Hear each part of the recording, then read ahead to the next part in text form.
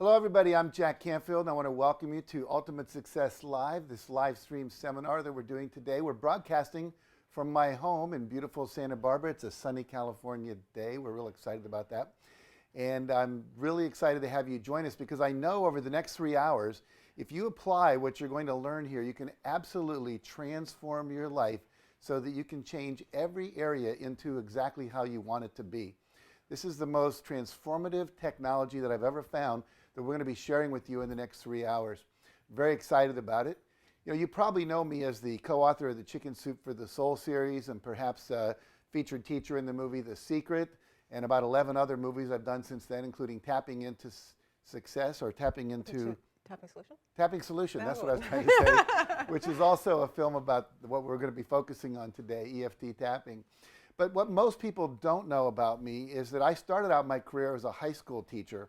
I was in Chicago in an all-black inner-city high school, and after about 3 or 4 months, I began to realize I became more interested in why kids weren't learning, why they weren't motivated to learn, why they weren't applying themselves rather than teaching history, which is what I was hired to teach. And so I began a study of how do you help people break through their blocks, their limiting beliefs, and their fears that get in the way from them achieving. That led me to a career of training teachers how to do that and eventually becoming a psychotherapist. Well, for 10 years I was in private practice helping people move through their blocks to create the life they wanted, and eventually became a success coach and now do coaching and speaking and seminars and trainings in large groups, small groups all around the world, helping people manifest their visions. So I'm very excited about this work because it's really helped me accelerate that. With me today is Pamela Bruner, who co-developed this program and who will be co-teaching this seminar with me today. She is a business success coach who specializes in helping people dissolve their fears and their blocks that keep them from manifesting what they want to do, primarily working with entrepreneurs that are also trying to run transformational businesses and helping them break through their blocks, especially around sales and marketing and PR, where they don't ask for the order and they don't create the 6- and 7-figure incomes they want, and she helps them do that. And literally, as an example of this work herself, started out making $375 a month, and in 2.5 years went to making over $1 million a year. So we're real excited to have you here with us. And I love your website, which is makeitsuccesseasy.com. I think it says it all. And also the co-author of a book. I'm forgetting all the little major points of the thing today. We should have notes for you. EFT no, I'm and so beyond. excited. Yeah. EFT and beyond, cutting edge technologies for personal transformation. So welcome. Thank you, And Jack. welcome you. And I'm glad you're all joining us today. As you can tell, we're pretty casual and informal here. We've actually got the door open to the beautiful California weather. So if you hear birds or airplanes or something like this is coming to you live. We're not editing. We're not trying to take out the flubs or the funny parts. It's all in here for you. And we believe that the next 3 hours are going to be really transformational. So I want to share with you what we're going to do today. And what we're going to cover. So the first thing, the first section is sort of broken into 3 sections, is we want to talk about goals and what stops you from achieving your goals. Specifically, when you set goals, what comes up that keeps you from achieving them? And Jack and I have both studied a lot about this, and so we're going to be giving you the benefit of that. And that's when we're going to bring in tapping. I know that a lot of you on here are familiar with tapping. Some of you even use it professionally, but you may not have been able to achieve all your goals. So we're going to talk about how can we use this incredible technique of EFT tapping to overcome the goal stoppers. And then in the second hour, we're going to talk about different kinds of limiting beliefs, how they stop you, what we call universal limiting beliefs, and do some more tapping. And then finally, in the third hour, my absolute favorite, is how to remove that critical little inner voice for good. And I know that a lot of people tell you you've got to squelch it, you've got to ignore it, you've got to try to yell at it until it disappears, and I haven't found that to be effective at all. So we're going to actually use some tapping to transform that little inner voice. And a whole lot more in between that, but that's basically the long and short of what we're going to do. Along the way, we're going to be bringing some volunteers in to tap along. So what I'm going to invite you to do is tap along with our volunteers. There's no way that we can script this or stage this. It's going to happen like it happens. But we've found over and over when we do this that it's transformational every time. So if you'd like to tap along with the volunteers, I'm going to invite you to do that today. And you may also get what we call borrowing benefits. This is something unique about EFT tapping, that when you're tapping along with someone, even if your issue is a little bit different, you may get relief on your issue. And I think that's one of the great gifts of something like this. So that's a synopsis of what we're going to do today. And anything to add? No, I think you covered the outline. Okay, good. So then I think it's time we plunge right in. Okay. And what we're going to talk about just a little bit here, as soon as someone moves my cue card here. No, really, what's happening is we want to talk about 3 kinds of goals that people have. What happens is that most people, when they set goals, are setting goals that are business goals. A lot of people don't even set them for their personal life. It always amazes me. We have financial goals and business goals. Right. But we want to make a distinction between 3 kind of goals, because what we found is when we make that distinction and you apply it to your goal setting, you're going to be much more successful at achieving those goals. And then we're going to show you how to deal with what comes up that stops you from achieving those goals. And I'm excited about this because I've been doing this for years, where I've been teaching people goals. And literally, when we demonstrated this technique and we started practicing this to create the course that we now have that we do with this work, is that we had people writing us in saying, oh my God, I bought Jack's book and I was doing the success principles and I set some goals, and all of a sudden I accomplished some but not all of them. And now that I realize what's stopping me, and we're going to show you how to get past that today, you're going to find that, she said, and I remember this one person writing me an email, that now I understand why, and now I've gotten through it all and I'm achieving everything I want to achieve. So anyway, very excited. So let's talk about the 3 kinds of goals. The goals that most of us are familiar with are what we call results goals. This is a goal where you have a specific outcome that you want to achieve. It might be to own a house on the ocean, it might be to put 100 people in your seminar, it might be to double the size of your downline in your MLM, it might be to buy a vacation home or just take a vacation in Hawaii for 2 weeks, but something that's measurable in time and space, that when you get to the end of it, like I lost 30 pounds and I now weigh 135 pounds, I have this result. And that's what most of us do, and that's very important to have those kind of goals. But there's another kind of goal we call a process goal. And a process goal is when you commit to a process that when you do that process, it moves you in the direction of the thing you want to achieve. For example, if my goal was to have a book that I would write and get published by a certain date, that's a results goal. My process goal might be that I will sit for 1 hour and write, or I will write 5 pages a day. So it's a goal of what I'm going to commit to doing that will allow me to move toward that which I want to achieve. And there are many kinds of process goals. It might be to take a walk after dinner, to drink 10 glasses of water a day, to meditate, to do what I call the hour of power, which is 20 minutes of reading, 20 minutes of exercise, and 20 minutes of visualization. So these are like daily disciplines, and they don't have to be daily. It might be I'll exercise for 30 minutes, 3 days a week or 4 days a week doing aerobic exercise. But committing to these kind of goals are very powerful to help you move in the direction you want to go. And a third kind of goal is what we call a feelings goal, and I'm going to let you talk about that. Right.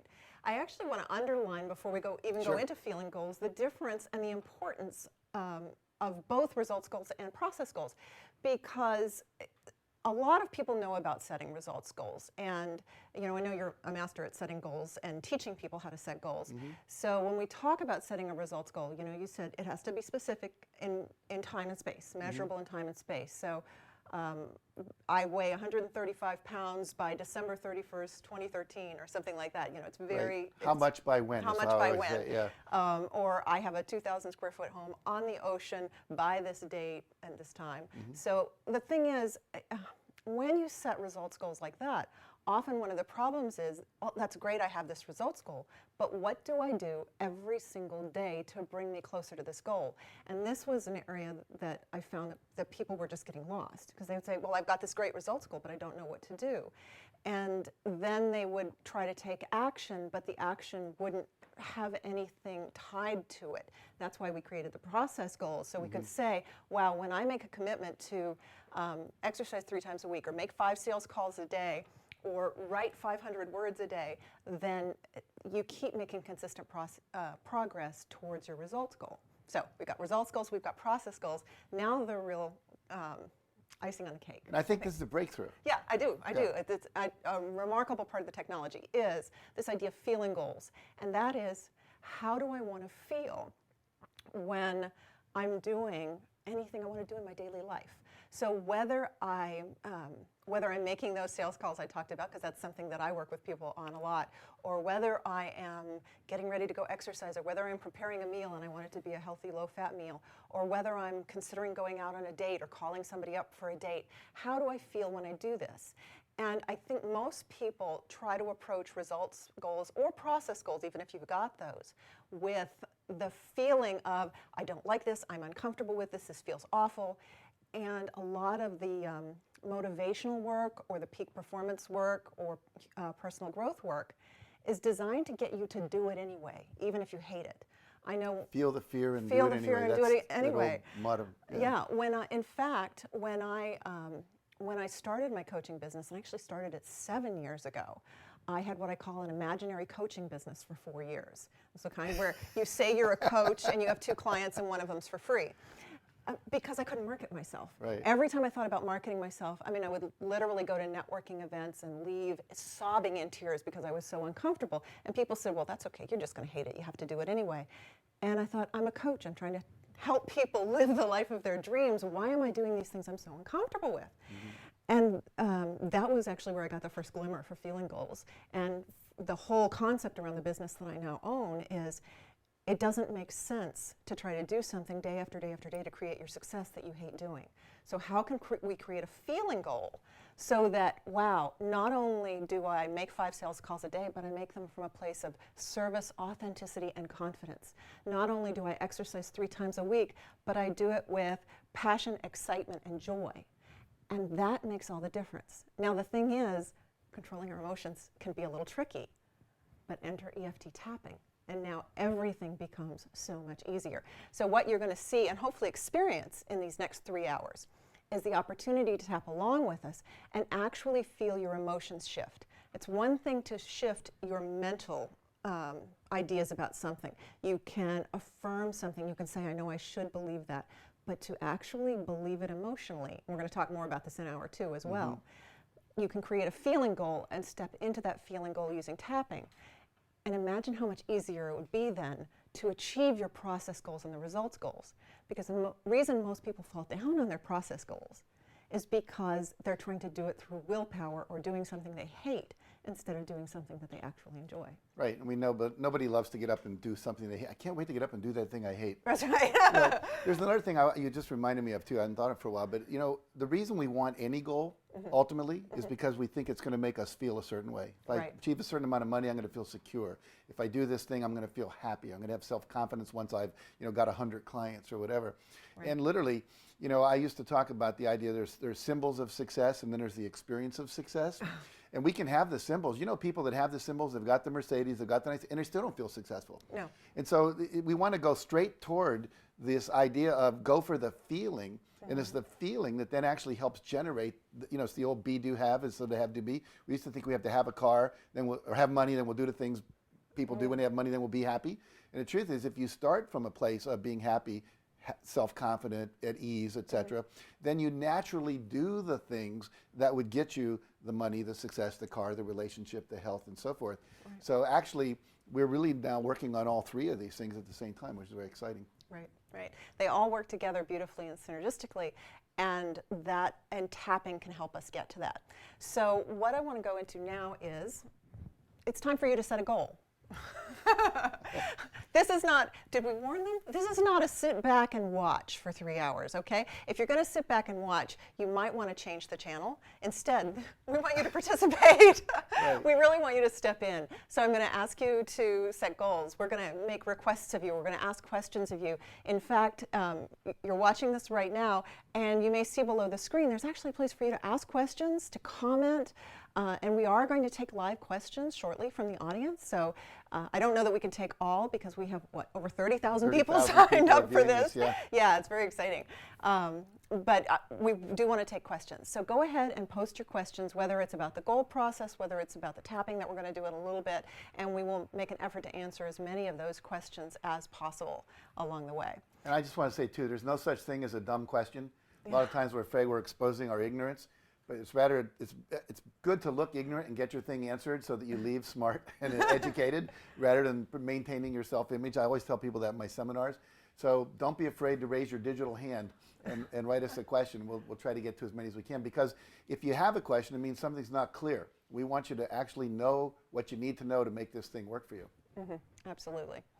So time for you to set a goal, and let's see what happens when you set it. Maybe you already have a goal, but you've been wondering how to achieve it. Maybe the idea of process goals and feeling goals will help you take one step closer to your results goal. But what I'll ask you is, if you can set a goal, or whether you've already got one, what comes up when you contemplate that goal? And so let's talk about some of the goal stoppers that often come up for people when they contemplate a goal. With a results goal, sometimes a goal stopper is, I don't think that's possible. I don't believe it's attainable. Yeah, it's like the 4-minute mile. No one thought that was possible at the time. And then someone broke it, and then everyone had the belief that it was possible. But for a lot of us, 8 people broke it in the next year or something like that. Yeah. Yeah, or it's not possible for me. Might be possible for that person. But it's not possible I run for into me. that a lot with business people. They say, well, it's fine for them, but I can't. And if as many marketing and sales fears as I had, if anybody can overcome, if I can overcome their success, anyone can. So let's look at what's my goal, what's my stopper. I don't believe it. I don't believe it's attainable. If it's a process goal, you may be running into things like, I don't want to do it. You know, it's fine to say I want to exercise 3 days a week, but I just don't want to. That's a stopper. Or I'm afraid that once this goal is realized, something I don't want will happen. I see this a lot with results goals. We can look at fear of success in that regard. We can say that if you have a fear of success, then if I achieve my results goal, I had one woman say, I'm really afraid to be more successful because I'm afraid if I am, then I will want to leave my husband, and I just don't want to face that. And that was so scary for her, she didn't want to step into her success. And then I've seen my family won't appreciate it if I'm successful, or I won't know who my friends are. People will only value me for my money. I've also seen, well, when I make more money, what if I become a mean, nasty, awful person? Because money does that to people, right? So all of these different things are your goal stoppers. Well, one of the things I used to do self-esteem seminars, and a lot of women who were overweight. And one of the things that would come up for them when they would start to really get into the goal of losing weight was they would start to get in touch with, well, if I'm attractive, more men will come on to me, and I'm uncomfortable with that. Sometimes there have been sexual abuse in the past, sometimes rape, date rape, etc. So if I'm overweight, then, hey, people will leave me alone. Doesn't totally work, but the fact is that for some people, that's a big stopper that comes up for them. And I've seen a lot of people with money, I won't be able to trust that people love me. They're just want to be my friend for my money. You know, so there's a lot of things that come up. And in addition to fear of success, there's also fear of failure. Yeah. You know, what if I don't do this? What if I announce to people, because we always say you should declare your goals publicly, that I'm going to either lose weight or make money or leave the company, get a job, or, you know, get out of this terrible, and then I don't do it. And then it's like I've made a fool of myself in front of a lot of people. And then there's also, I think, the fear of looking stupid. A lot of people have the goal they want to invest in the stock market and make money, and they're so afraid of being conned, being taken advantage of. Like you know, who was the guy out there, Madoff? You know, like getting into a situation like that. So there's so many things that start to come up for people, and as you're looking at your goals, really take a moment and look inside and say, okay, what is it that comes up for me when I commit? And here's what I'm going to ask you to do.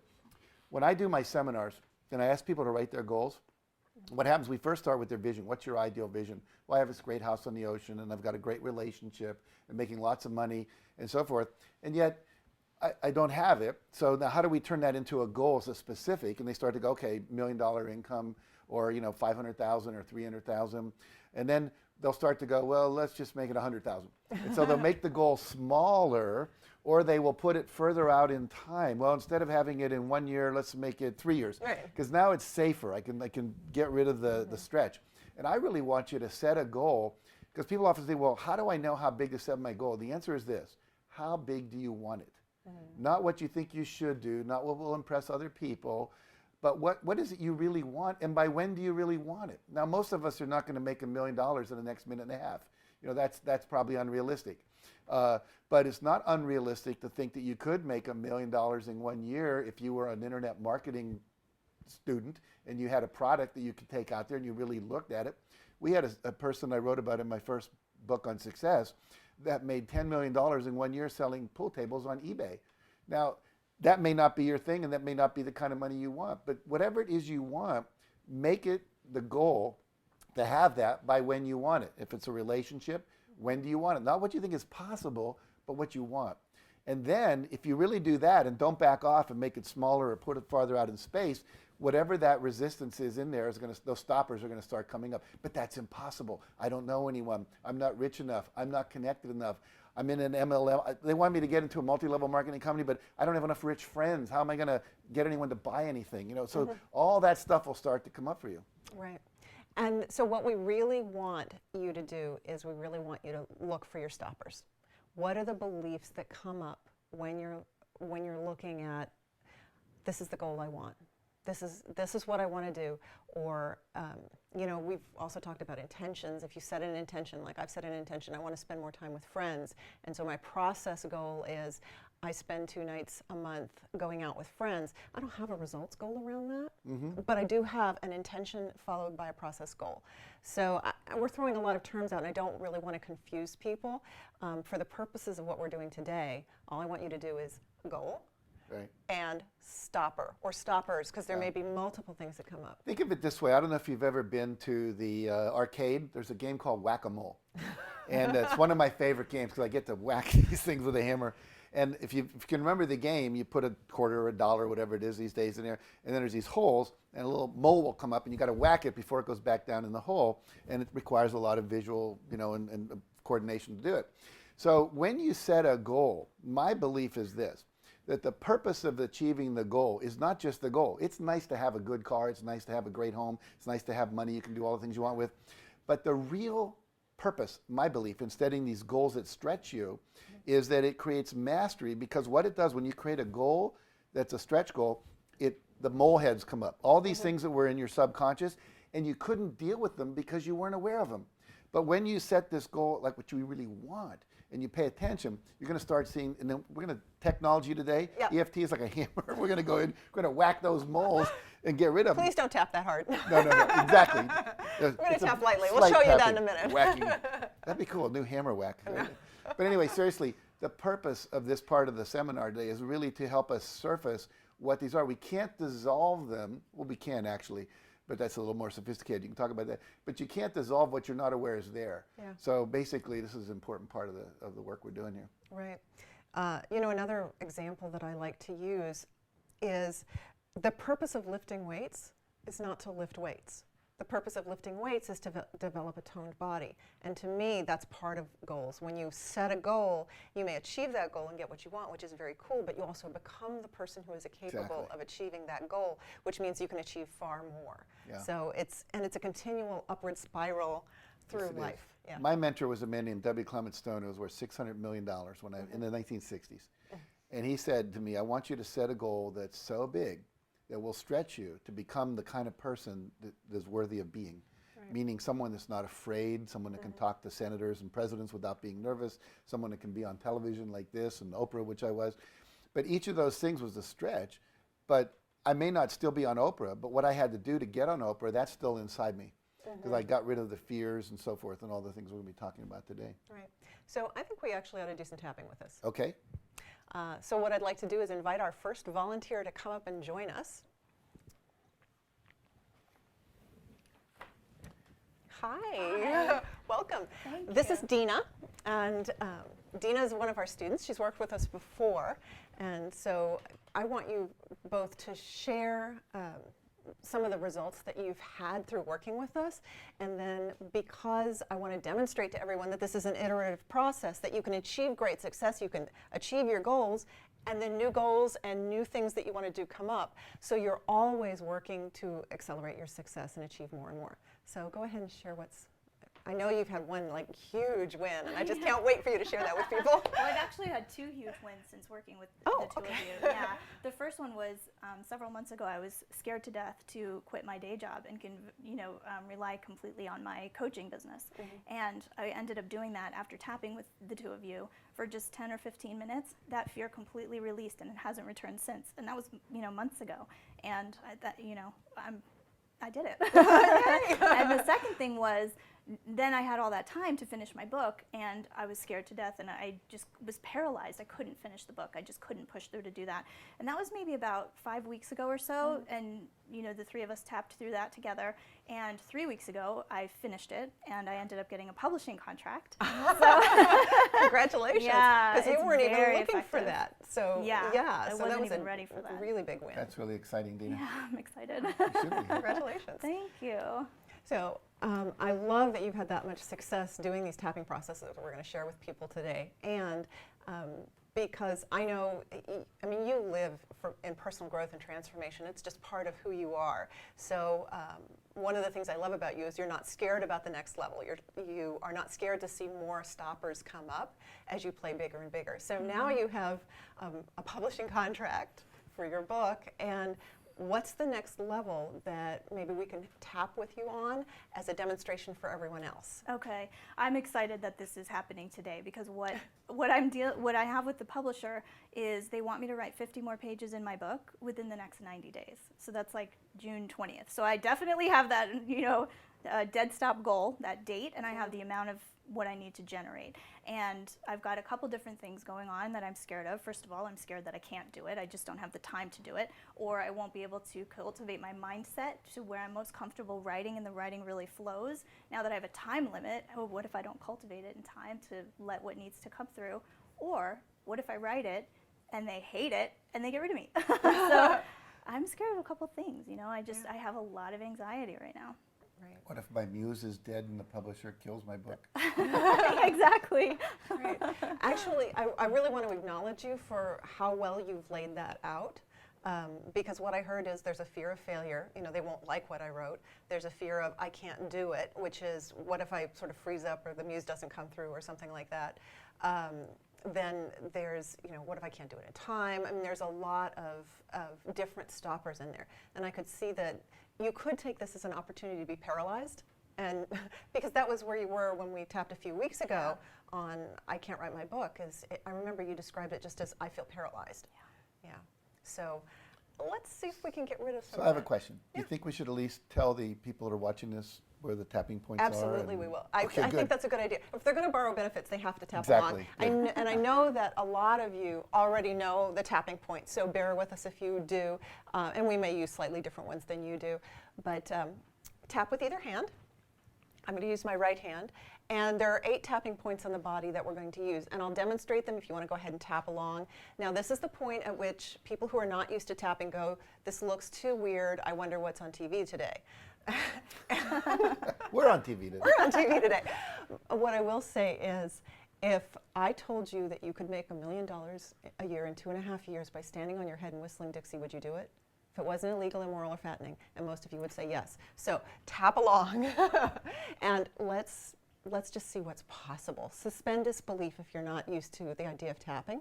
We didn't even go over the science, but we went over that in the 2 bonus videos that we did for this event, where we talked about the science behind tapping. So if you missed those bonus videos, you can go back and catch them later, and you'll see some solid scientific grounding for what we're doing. But for right now, let's just get the results. So tap with either hand. I use 2 fingers on either hand. First point is the top of your head. Draw an imaginary line between your ears, and then tap the top of your head. You do not have to tap hard. This isn't about pressure. It's just a very light tapping. The next point is called the eyebrow point, and it's right here. It's where the eyebrow starts. So you can tap right hand on right eyebrow, right hand on left eyebrow. You do this. You can do both.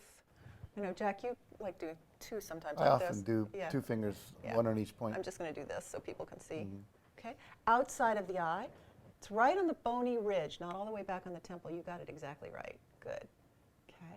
Under the eye, also on the bony ridge, there's a tiny little notch directly under your pupil.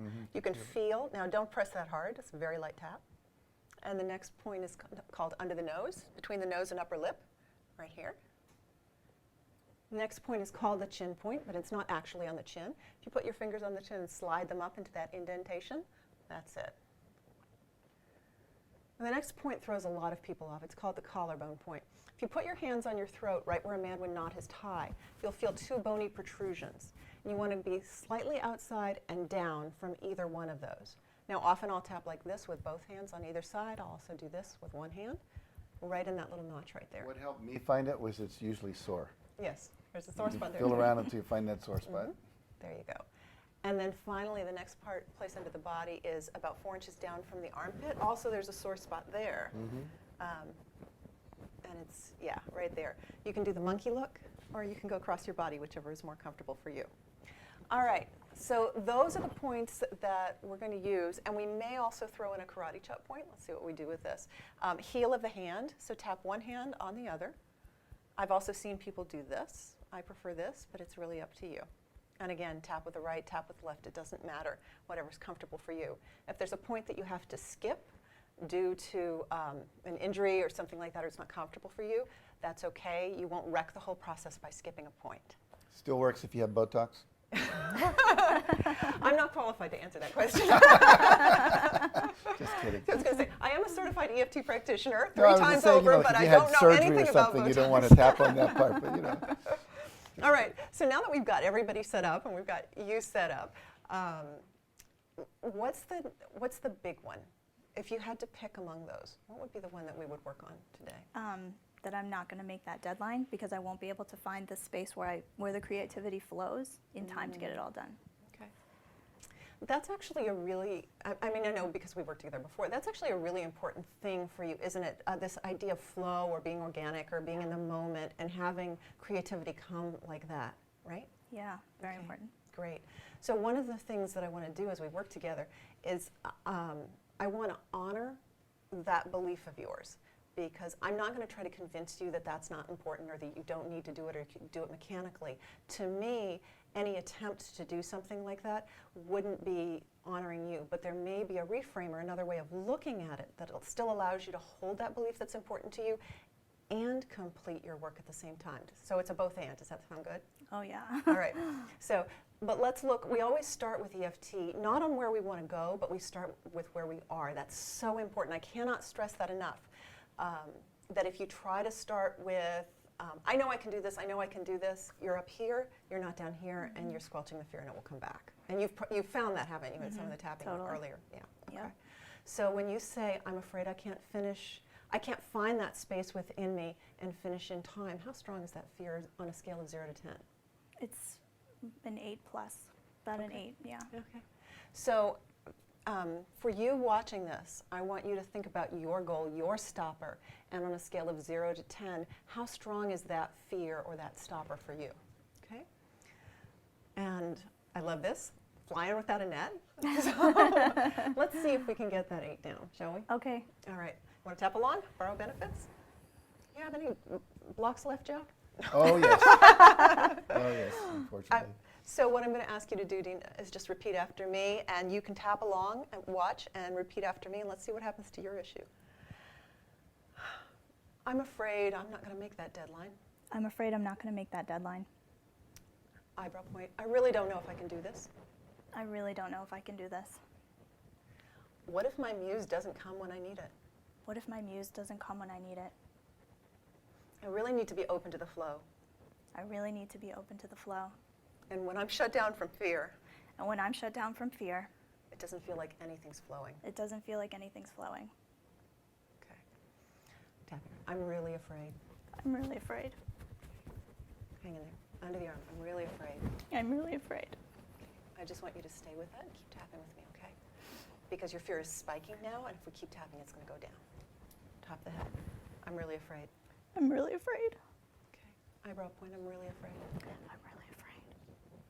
Next point. Just keep repeating. Go. Keep going. I'm really afraid. I'm really afraid. Next point. I'm really afraid.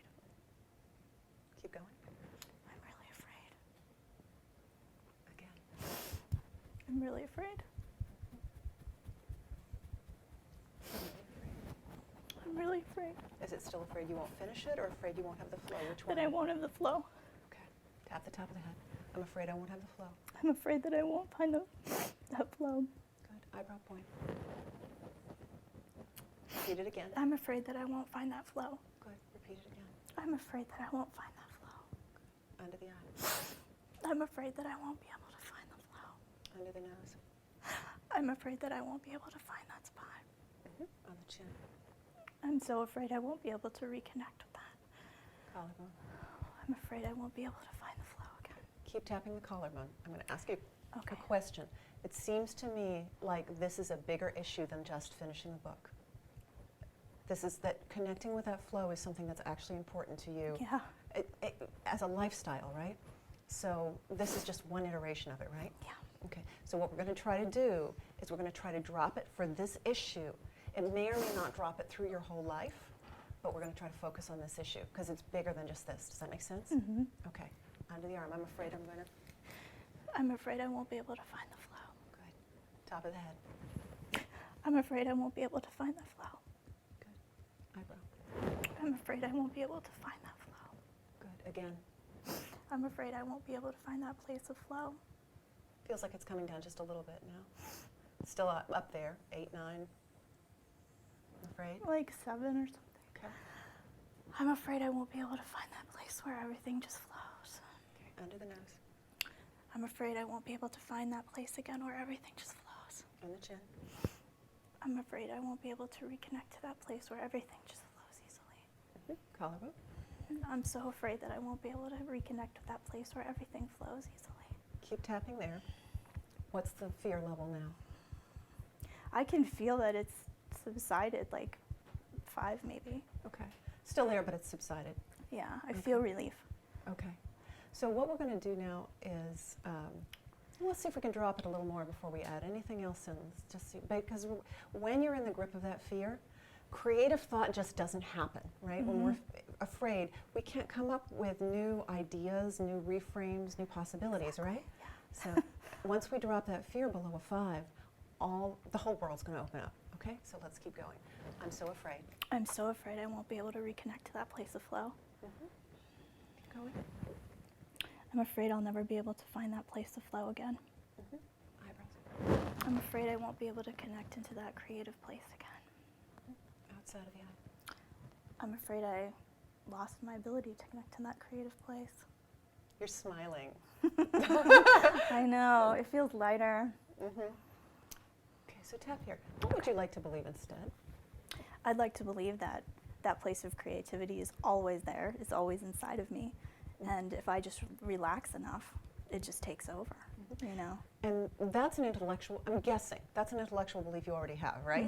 Okay. Yeah, I believe that. Right. So all we have to do is get you emotionally in tune with that, right? And it's starting to happen now as you keep tapping. Yeah, I can feel Okay. So here's a possible reframe for you. it. Okay. Every time you tap, you relax. Right. True? That's true. And what I just heard you say is, I want to believe it's there if I just relax enough. You actually have access to a technique that always helps you to relax enough. Can you see that? Yes. Okay. So now I want you to craft a statement that we can tap with that you emotionally believe. Go ahead. Whenever I feel stressed out or disconnected, I know that tapping will bring me back into the place of creative flow. Okay. And how? Okay, that's not 100% belief Yeah, yet. yeah. But that's what you'd like to believe, right? Right. Okay. So let's actually alternate negative and positive. Okay. Here. Okay. So I'm still afraid. I'm still afraid that I won't be able to access that place of creative flow. Great. Tap the top of the head. Now give me the positive. I know that just through tapping, I'm able to access back into that place. Great. I always have a solution. Great. Now the negative. Still afraid. I'm still afraid that I'm forever disconnected from that place of flow. Great. Now that's a little different. That I'm forever disconnected and I can't get back. I guess you're right. It's just a different issue. I just want to make note of it. Okay. Positive. I know that I have a system and a process that's been successful for me, and I know that I have something I can rely on to get back into that place of creative flow. Beautiful. Negative. I'm afraid that I won't be able to connect. You can't find it anymore. I know. I think that's why the words were changing. Okay. Now take a deep breath. Stop tapping Okay, for just a okay. minute. Take a deep breath. And let's kind of see where you are. I'm afraid I won't be able to get back into that creative flow. How strong is that fear now? 2. Okay. Mm-hmm. All right. What Yeah. would it take? What's still holding it in place? Is it just that we haven't dropped the fear? And it might be that. Or it might be something that's actually keeping it there. Another event that's happened or another belief that's part of that? I think that the only way I want to live my life at all is from that place of creative flow. And I've had so many experiences where I've been in it and magic has just happened in my life. And it's, you know, when I don't have it, I freak out. And that's what it is, you know. So right now it's showing up for the book. I'm sure it'll show up for other things. But So it sounds like it's almost like a fear of death or a fear of life not worth living anyway for you. yeah, because this is Yeah. the only way that I really love. I'm so in love with my life when it works like that, you know. Yeah. So the fear of not being that way must be strong. Yes. Yeah. Okay. So, you know, we're just making this up as we go. So tap the karate chop point. What we're going to do now is we're going to actually put in a specific choice Okay. for you because your intensity is at 2. Your fear is low. Right.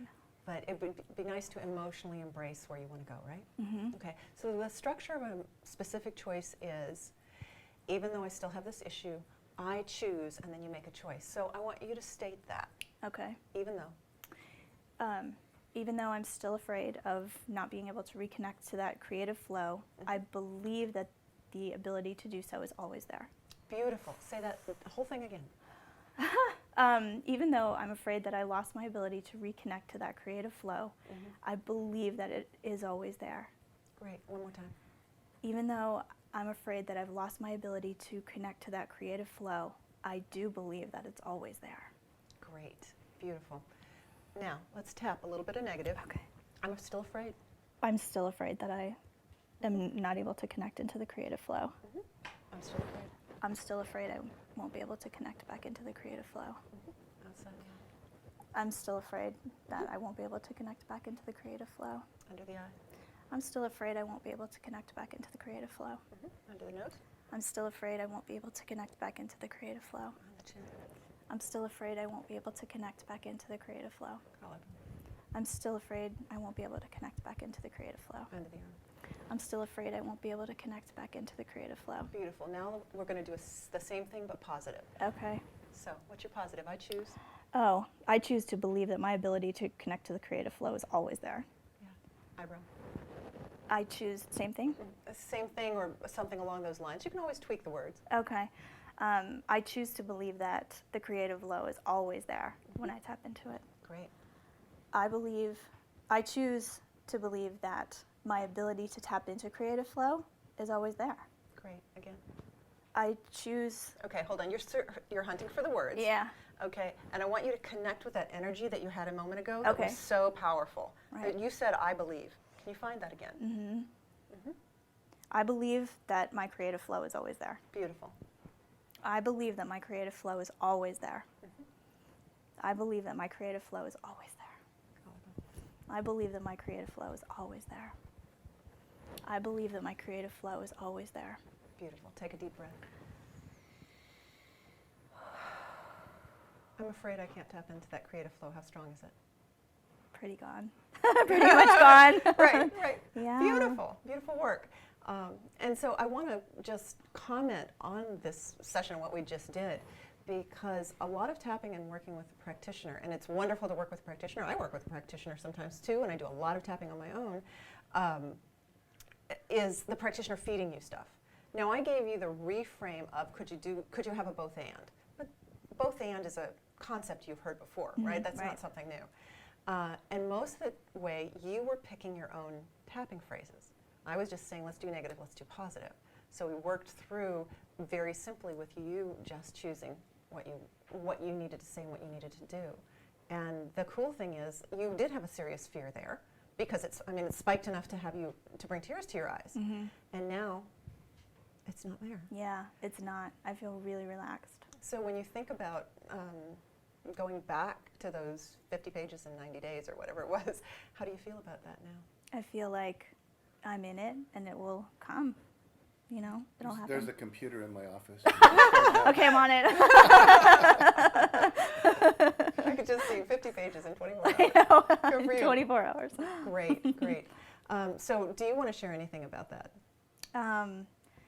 Yeah, I'm still kind of in the moment of feeling that incredible release that happens. But what's happened before when I've worked with you guys in the past is I'll go back and kind of forget how intense that was for me because it dissipates so immediately. You know, it's There's amazing actually- how effective it is. Yeah, there's actually a name for that in tapping. We call it the apex problem. Okay. Why we call it apex, I don't know. But it refers to this people actually talking themselves out of the fact that they had a problem because it's so fast and so dramatic that they go, well, I guess I wasn't that scared. Right. But now we have you on videotape crying. So it was actually that intense for you. It's just, no, it's not. Right. Yeah. That's why we do the number too, so you know that it went from a 8 and something you said down to a 2 or lower, and now it's not there, 0 gone. And you know, I just want to comment on this because I think this is such a powerful reality. We all have the capacity to tap into this flow you're talking about, and that is our intuition, it's our creativity, it's our higher self, it's God energy, infinite intelligence, many terms for it. But we all have the capacity to do that. None of us got taught that, or very few of us got taught that in school. You happen to tap into it at certain times and go, ooh, I like this a lot better than when I don't. I know for me, when I'm writing, I want to be in that space. And through tapping and through meditation, a number of different things I've been able to learn, I've been able to get out of the fear, out of the doubt, out of the little voice in my head saying, you don't know enough, you don't have enough time. I remember my Success Muscle book, I had 16 months to write it. That's a lot of time, unless you wait for 12 months to start, which I did after I signed my contract. I was so busy running seminars. And I would literally have to tap myself out of those fears and get into that space. And once you're in that space, and this is what I love about tapping, it allows you to access the inner wisdom that's always there. And then the motivation to take action, which you just said, I can't wait to get to my typewriter and do this, is there. And then it moves into action. So it literally is both the receptivity, which I call the feminine side of writing, is like you're impregnated with an idea, and then the masculine side, which is to sit and push it out into the world, both the typing of it and the editing of it and going out and doing PR and promoting it. So literally, if any of you are watching this and you're having this sense of how does this relate to me, if you're not a writer, it relates to anything you do, because what it is, it's about your ability to show up totally present, always know the right thing to say or do, and always have the motivation to move forward. And if you need to learn something, you'll learn it. If you already have the skill, you just put it into action. It's very powerful. So thank you for that. Thank you, you. Dina. Thank you so much. You're welcome. Good luck with your new book contract. Okay. Congratulations. Thanks so much. I expect our names will be in the acknowledgement section of your book. Absolutely. So how did that go for you? I'm very curious. When you tapped on your stopper. Now, we were working with Dina, and your issue may have been totally different. But did you notice your number change at all? If you started off with a goal stopper that was a 7, 8, or 10, do you notice that, I only feel like it's a 4 or 5 now? And if you kept tapping, would that goal stopper diminish? And what did you notice as you came up with goal stoppers for your goals? What do you see now when you look at results goals, process goals, and feeling goals? And I'm going to invite you to record your comments, record your questions, and we're going to take some questions from the live stream. I don't know if we've had those coordinated yet. I'm going to check with my team off camera and see if they can send us questions because we can't see what's going on up here. While we're waiting to see if there are questions, I have a question for you. Yes. When people are tapping along, borrowing benefits, I know I tapped and I was just saying the words she was saying, because I'm a writer, so I can relate to that, when you get writer's block or fear of whatever. But let's say someone's out there and they're, a massage therapist, and their big issue is they have trouble enrolling people or asking for what they think they're worth, so they're charging half of what they, think that the going rate might be, but they're afraid of getting a no or afraid of losing business. Is it possible, as they're watching this, for them to actually use their own phrases, like to say, fear of rejection or whatever? Because we didn't really talk about that.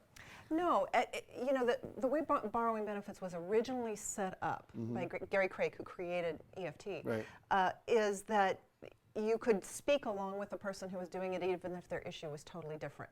Now, if you're sitting at home and you're not in the room and you want to use your own phrases, that's absolutely fine. I think the key is when you're tuned in to an emotion. Like if you're aware of that fear, I can't put myself out there, or I can't offer my services, or I can't charge what I'm worth, and that fear is up for you and you start tapping, that fear is going to decrease just from the physical act of tapping, no matter what you're saying. So as long as you're in touch with a feeling, Right. then the tapping will have an effect, even though the words may not be exactly what you would say if we were doing a session with somebody here. Right, and that's why I think it's so powerful to learn to do tapping on your own, which is one of the reasons we wanted to do this live stream, because I want. I certainly want to support EFT practitioners. I am one. I go to one, and you can't just rely on going to other people all the time. It's like you do a beautiful seminar, Breakthrough to Success, every year. It's a week long, and I know I went to it 3 years ago and had an incredible transformational experience. But if that week was all the transformation, then it's or if you weren't available that week, it's not enough. Yeah, exactly. So you've got to be able to do your own transformation every day, and that's part of this. Well, it's true for me. If I find myself blocked, it's at 3 in the morning when I'm writing, because I often write in the middle of the night, then I'm not going to call you up in North Carolina where it'll be sometime at 6 in the morning and wake you up. So yeah, I do tapping on my own all the time. So are these some of the questions we got? These are, they're way more questions than I can answer, but you want to find one you like? Actually, and then I'll look at it and look for another question. Okay, I really like this one. Okay. Let's see. Could you please address the recurring fear issue a lot of us have even when things are going well, kind of a waiting for the other shoe to drop feeling? Or perhaps it's just an ingrained sense of having gotten used to being in difficult situations, almost like an addiction to dealing with strife and hardship. Stephanie. Thank you, Stephanie. I absolutely love that question because I will raise my hand and say guilty as charged on that exact same belief. It's, everything is going so well, what's going to happen? Or, I feel like I'm in a dangerous situation even when all I'm doing is just my daily stuff for my daily business, waiting for some disaster to strike. So I've been there, and I won't tell you that I never go back, but here's what I do when I do. What that is, I believe, it's a part of you, a part of your subconscious, that you have given the assignment that says, look out for danger. Look out to see what's out there that might interfere, that might get in your way. And it's always ringing an alarm bell. It's like it's overtrained or hyperstimulated or something. So it's going, goodness, what if this happens? Let me ring the alarm bell. And wait a minute, I'm afraid that this crazy thing that I saw on the news might happen to us. Let me ring the alarm bell. And all those alarm bells are going off in you. So what do? Well, what I'm going to invite you to do is actually stick around till hour 3 of the live stream, because we're going to deal with that critical little voice in your head. And it's exactly the same thing. Whether the little voice is saying to you, now you know you shouldn't do that, or that's really dangerous, it's the same thing as the critical little inner voice always going, hey, wait a minute, there's another disaster. And so I think the technique we're going to use in hour 3 is going to work for you on that. And what I would say is there is a way to turn it around. It's just we've got to retrain that part of you that believes that the right thing to do is to continually ring the alarm bell. It believes it's protecting you by doing that when it's actually just adding stress and overwhelm to your life. Okay? Make sense? Here's a question we get a lot, and I want you to answer this one, then I'll answer the next one. Okay. It says, I'm interested to understand what positive effect tapping has while speaking negative statements. I always feel uneasy, as if the tapping is setting these statements into my subconscious. Has always been followed up with positives while tapping, but it still feels odd. I know this is something you like to talk about. It is something I like to talk about, and I'm so glad that you brought it up. Thank you, whoever. That's Jenny. We can thank Jenny for that. Thank you, Jenny, for asking that question. So here's the thing. You always start where you are, because that part of you that is experiencing the fear, whether you experience it as all of you, as Dina probably did when she began crying, it felt like all of her was engaged in the fear, or whether you're aware that it's just a little part of you and there's another part of you going, no, there's nothing wrong here. If you do not acknowledge that part and you try to squelch it, it will continue to sabotage you. It needs to be heard. I could tell you a lot of analogies for why this works, but basically when we are focused on the fear or the issue or the limiting belief and we tap, what we do is we actually retrain our nervous system not to be triggered by that. If you pretend that that doesn't exist and you do not speak that negative and you try to shut it down, your nervous system still has that trigger in it, and it will keep coming back and trying to get your attention. And so I absolutely hear you. I've been asked this question more times than I can count, and I'm so grateful to you for bringing it up, because what happens is, you know, you're saying, I'm afraid to speak it because I'm afraid of putting it in my subconscious. It's already there. When you speak it and tap on it, you're actually removing it for good, and then you can put the positive emotions in, and they will last. So, great question.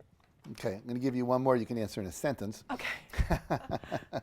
I thought you could. Okay.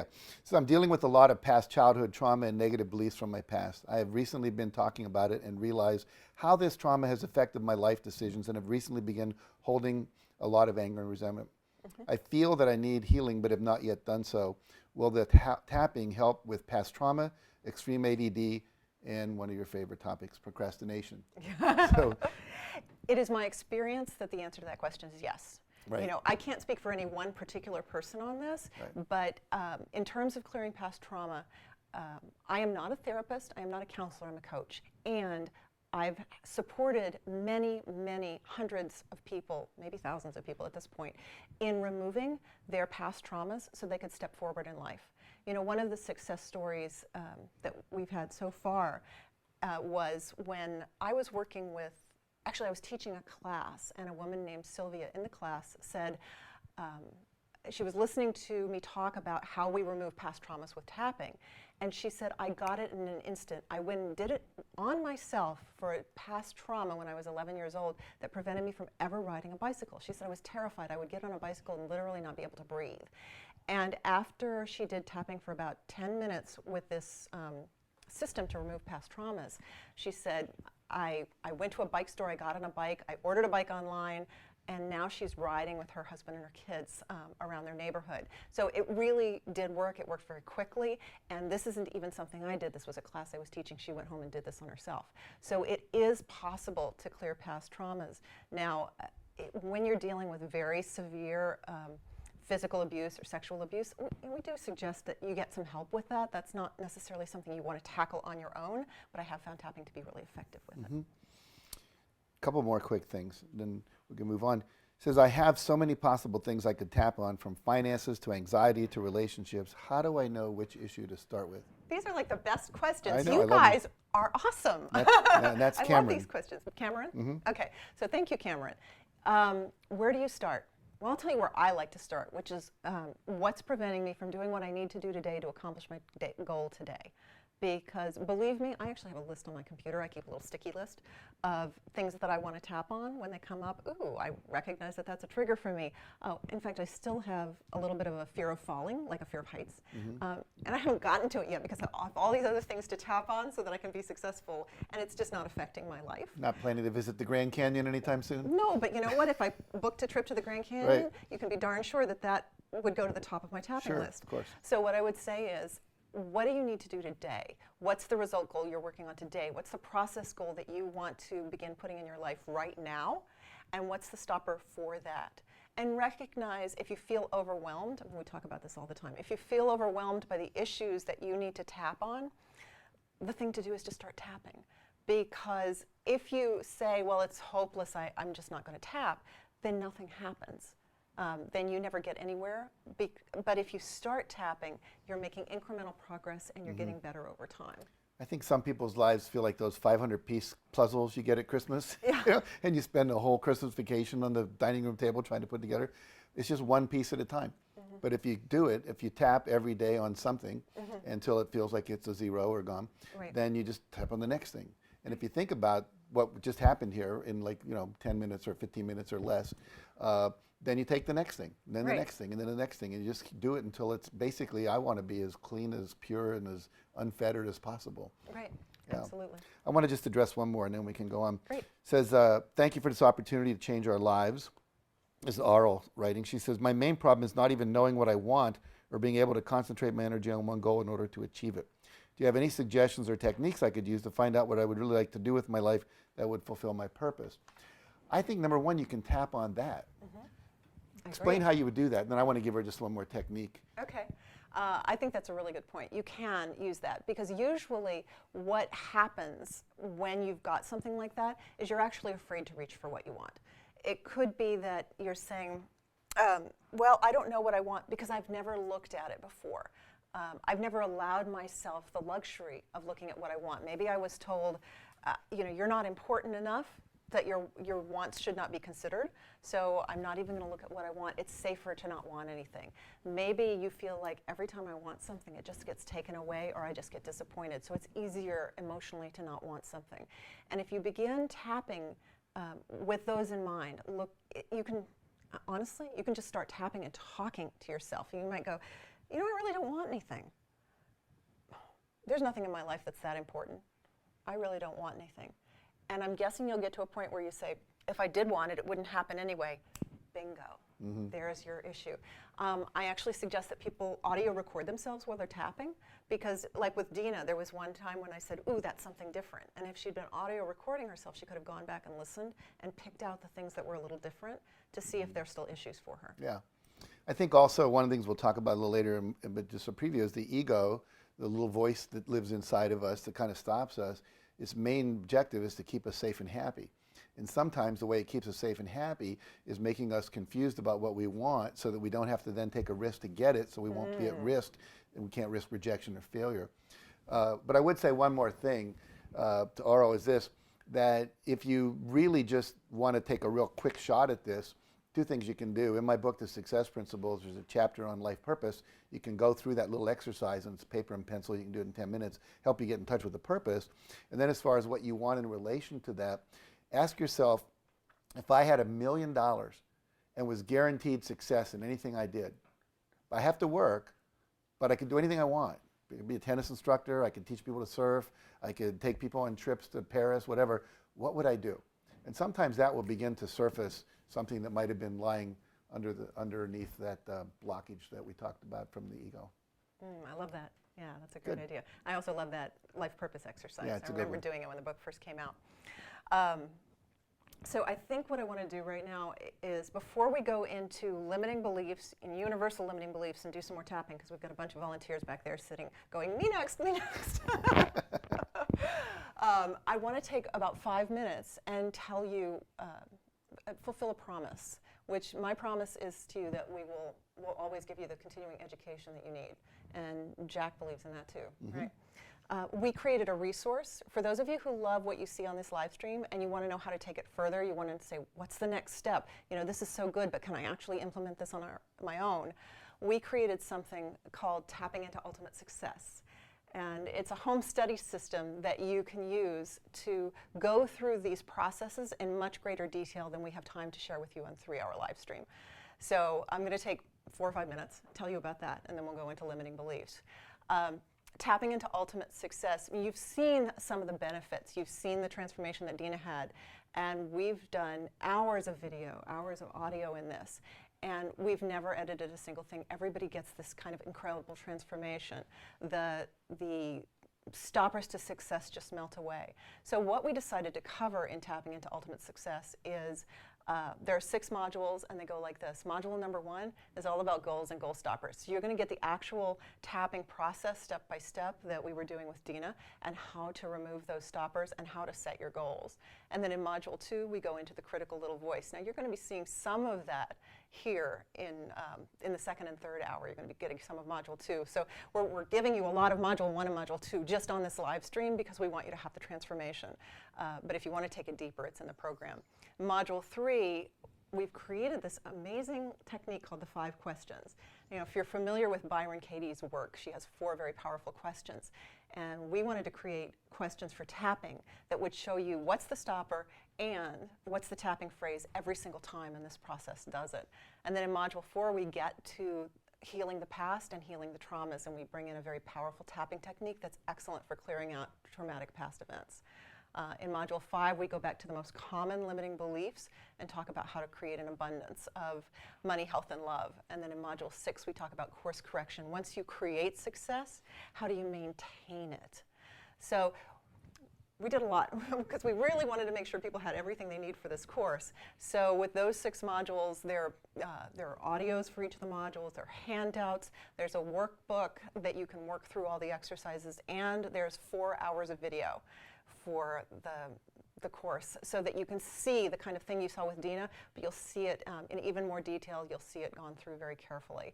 And there's a number of different techniques that we're going to teach you in that course, and each one of them is demonstrated with a participant so you can actually see it in action, tap along with it like you did here, and then take yourself through your own tapping session after you've watched that so you'll know exactly how to do it.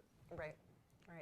So the idea behind Tapping into Ultimate Success is it's designed to help you take the technology that we've been using and that we're using now and apply it at home.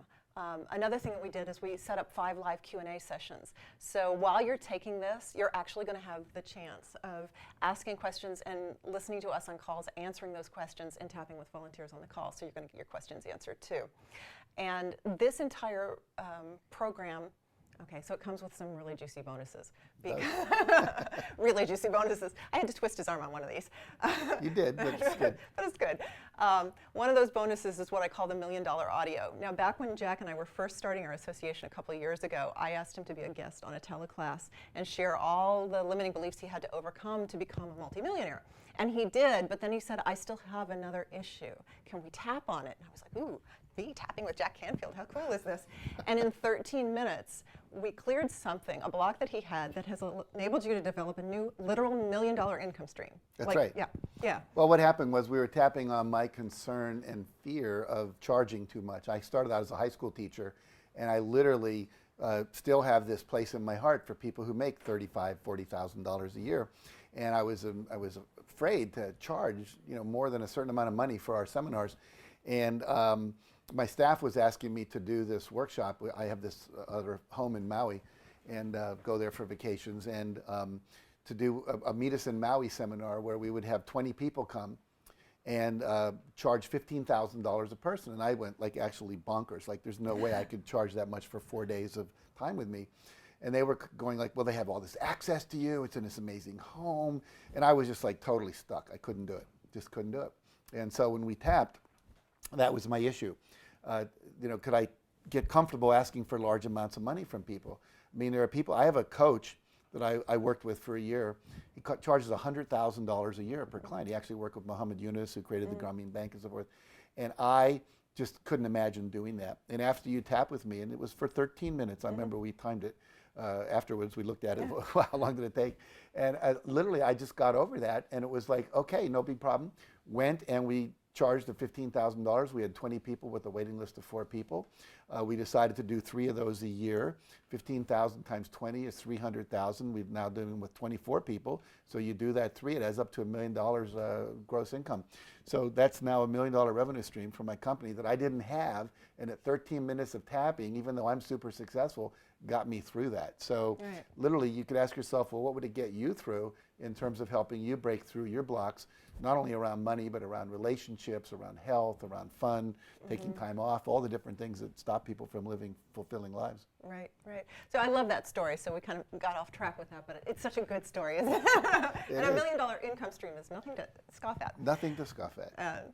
A couple of the other bonuses that you get with this, I do a live event every year called Transform, Tapping into Wealth and Business Mastery. It's the largest tapping for business event ever held. Last year we had almost 200 transformational entrepreneurs there, and this year I expect more. When you purchase the Tapping into Ultimate Success system, you will get a free ticket to my live event. So already, we've got a lot of value incorporated in the program. Way more than the cost. Way more than the cost of the program. So for those of you going, well, wait a minute, are you actually going to tell me how much the program costs? There is a link on your screen. It's actually on the live screen. It's probably right here at my knees right now. Tap her knee. Tap on my knee with your mouse, and you can go and actually see a summary of exactly what I'm talking about. The price of this program is $347 if you get the hard copy version. You'll get all the CDs, all the DVDs. You'll get the workbook and the handouts on PDF. We do it that way to be green. We're not going to print paper and send that out. So you'll get all this. You'll also get a copy of the Tapping into Ultimate Success book. This is included as our gift in this product. And with all that, the hard copy, We've got some other great bonuses. We've got an Overcoming Procrastination and Overwhelm Success Kit that's got audios from me and Jack and tapping routines. We've got one on manifesting abundance and using your spirituality to access wealth that's really powerful. And I've included one on the 7 Secrets to Skyrocketing Sales, because that's, of course, my specialty, is helping people sell from that authentic place. So if that sounds like something, I mean, I think the bonuses for the Platinum program with a hard copy are pretty much worth the price of admission, even without the rest of the program. Because I know there are people out there for whom procrastination and spirituality and money are such big issues that would do it. And overwhelm, which was one of mine for years. Right, right. And we've tapped on that too. And we have. Yeah, we've gotten great results. I'm only whelmed now instead of overwhelmed. So the link is on your screen. Please click on that link and take a look. It actually opens another window, so you don't lose us. You'll just get another window to just get another window to show you what's going on, but you'll still hear us as you continue to peruse that. Now, if 347 feels a little bit of a stretch for you financially, we also have a digital version. You get the whole thing online. You'll still get the book as our gift, but you can take the whole course online, and that's only $247.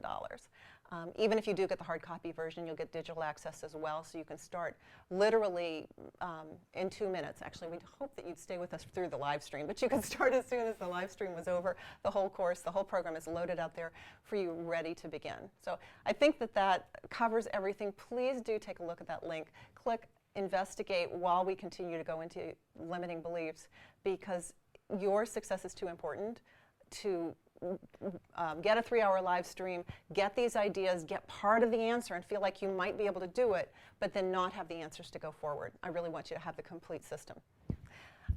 All right, let's talk about them. Well, I think, everybody knows about a limiting belief. I'm not strong enough, I'm not smart enough, I don't know enough people, I didn't go to Harvard, I didn't graduate college, it's hard for a black woman in the South to be successful. Whatever it is that you've got running in your head, we've got these limiting beliefs.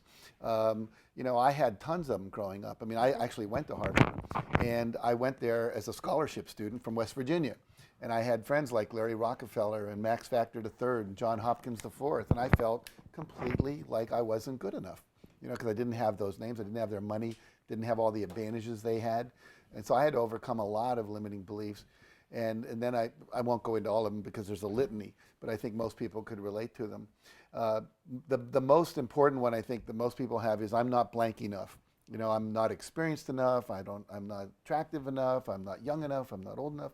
And I love this idea is that when you're young, you don't have enough experience, and when you're old, you got too much experience, they won't hire you now because they would have to pay you too much.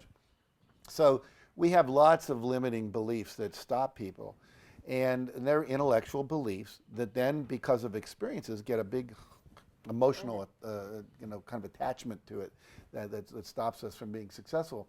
So basically, we need to change those, but we also know there's something called conflicting beliefs. Yes. And this is something most people don't know about.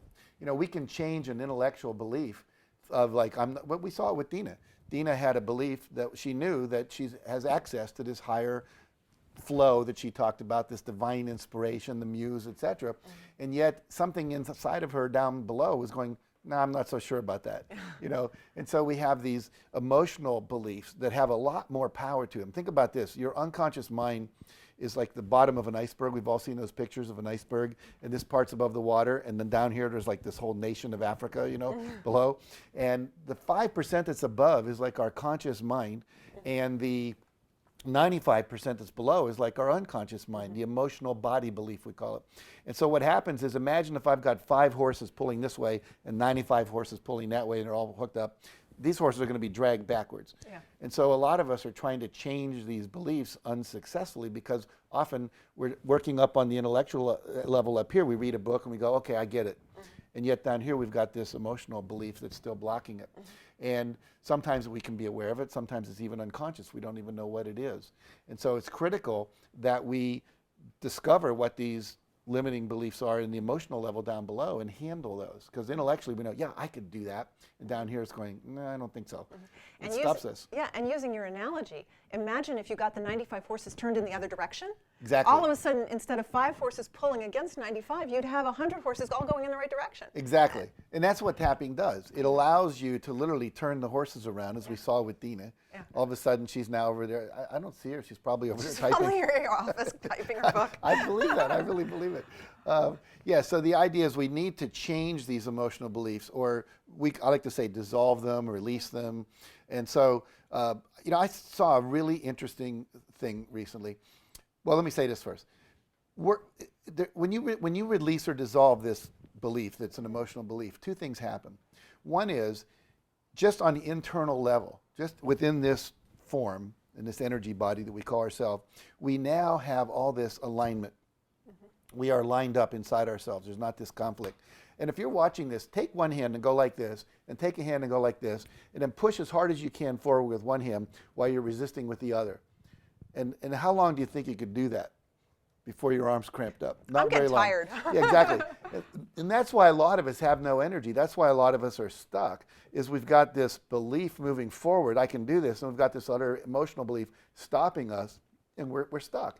And we're literally arguing with ourselves on an unconscious level and exhausting ourselves and not knowing why. So what we want to do is shift that, and then as we saw with Dina, this channel opens up, the intuition comes through, I always know the right thing to say and do, and I have the motivation to do it because there's no fear in the way. Now, on another level, some of you have seen the movie The Secret, you know about the law of attraction, and you know that when you have a internal negative vibration called a emotional limiting belief, like self-doubt or fear or jealousy or anger, whatever it might be, that is not a vibrational match for the thing we want. So this is an amazing experiment that was just done recently at the HeartMath Institute. And these are guys who are all PhDs, and they're studying the relationship between the head and the heart. And what they found, this is killer. Then I'll talk about the implications of this. I mean, I just told you about this a couple days ago. I know, it was mind-blowing. I was reading this in a book on the plane 2 days ago. So what happened was, they had a group of people at HeartMath, and they practiced something called appreciation breathing, where what you do is you go and you imagine breathing love and energy in through your heart, and you imagine breathing air. So you're breathing through your heart instead of your mouth or your nose.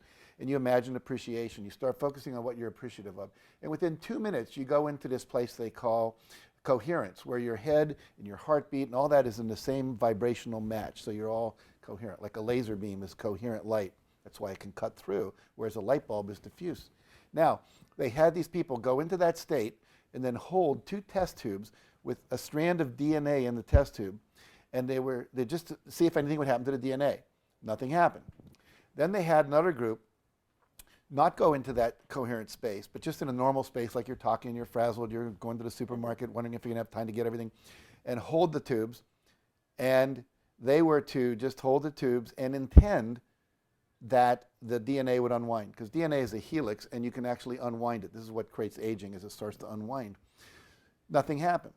They took a third group and they said, okay, we want you to do the breathing, get into this space of coherence, love, joy, gratitude, all the positive things that we know, like Dina knows that she's got this connection. That's what she's feeling when she's in that connection. And they were to then intend that the DNA would unwind. The DNA unwound, sometimes as much as 25% of the strand unwound in 2 minutes. These were 2-minute experiments. What this tells us is that intention alone is not enough. Feeling good, everything's wonderful in the universe and everything's going to come to me, that's not enough. We have to combine them so that we have intention connected to a coherent emotional state, which I claim, because I've been doing this now for years, both in my workshops and accelerating it since I've met you, tapping gets you into that space faster than anything I know. Right. And that's why this is so important, to remove these or dissolve these emotional blocks, these emotional beliefs, and the feelings and fears and self-doubt and all that goes with them. Well, and I love that you brought that up, because I have a really deep spiritual sense and belief myself. But if there's not science behind it, it's actually an issue for me. I like having science validate what I believe spiritually. Yeah. That makes me very happy. So the fact that you can bring a scientific experiment that says we need the intention and we need the emotions to be in alignment. And that's exactly what we're doing through Ultimate Success Live, through tapping into Ultimate Success is, what's the intention? Let's be really clear on our goals. Let's do all the sort of right brain logical stuff and do all the steps. And then let's get our emotions in alignment. When that happens, you can unravel DNA in 2 minutes. That's extraordinary. That It's if you amazing. can do that, It's amazing. Well, think what that does. Yeah. Think of what the implications are for your own body in terms of your own health, your own fitness, your own longevity. Yeah. Let alone, we know if we can affect matter, that's just our body. We also know through lots of other experiments we won't go into, that we can affect matter outside of us. We can affect other people with our feelings and thoughts. Someone walks in a room and they're charismatic. What is charisma? Charisma is all of that natural energy coming forward with no blockage. That's all it is. Buckminster Fuller said, charisma is just some people were damaged less. What Buckminster Fuller didn't realize at that time was that we can undamage people Yeah. using these kind of technologies, you know? exactly. We can uncover that natural charisma and open you up to it. Exactly. So now it's your turn to start doing some work. Good, let's go back to work. So what we want to talk about with beliefs is I want you to look for a conflicting limiting belief, what Jack was talking about earlier. And let me explain that again. A conflicting limiting belief is one in which intellectually you know something that is empowering, but emotionally you are not congruent with it. So, and the thing is, if you're watching this live stream, you've probably done a bunch of personal growth work. If you're watching this live stream, you may have already done tapping. You may already know, I should believe that I'm valuable. I should believe that I'm unique and divine and perfect and in every way just as I am. And all of those things are probably things you wish you could believe, but they're not here. And even if you do affirmations to affirm that, how many times have we done that? And that little voice comes up and goes, well, yeah, but think about what you did yesterday. That's not so perfect and divine, you know? That's right. The little voice is, Exactly. is looking like it's trying to sabotage us. And that's, Exactly. Yeah, we'll get into that next hour. But so I want you to find at least one conflicting belief that you have and start noticing what effect that belief has in your life. What can't you do because you have that belief? What action are you unwilling to take? You know, I see people all the time in the work that I do with marketing, with sales, and I'll say something like, well, you know, why don't you go speak to 10 people about this? Ooh, I couldn't do that. What would they think of me? And what if they didn't like me and they're going to reject me? And there are all of these beliefs. So you may have one belief that says, it's okay to put myself out there. It's okay to let people know what I do. It's very important. I work with people I call transformational entrepreneurs. I mean, these are people who are transforming lives in the world with what they do. And so they know that it's important to get the word out because they can't transform lives if they don't.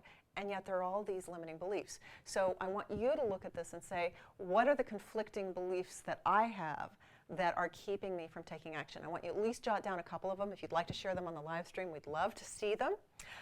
If you went ahead and stepped into Tapping into Ultimate Success and you'd like to be acknowledged for that, you know, please say, yes, I want to be acknowledged, and give us your name, and we'll try to acknowledge you later in this program, because we do want to acknowledge the people who are stepping into transformation as well. So if you've written that down, this is my stopper, or this is my limiting belief, I know I should believe this way, but I can't, great, because in a minute we're going to do some tapping.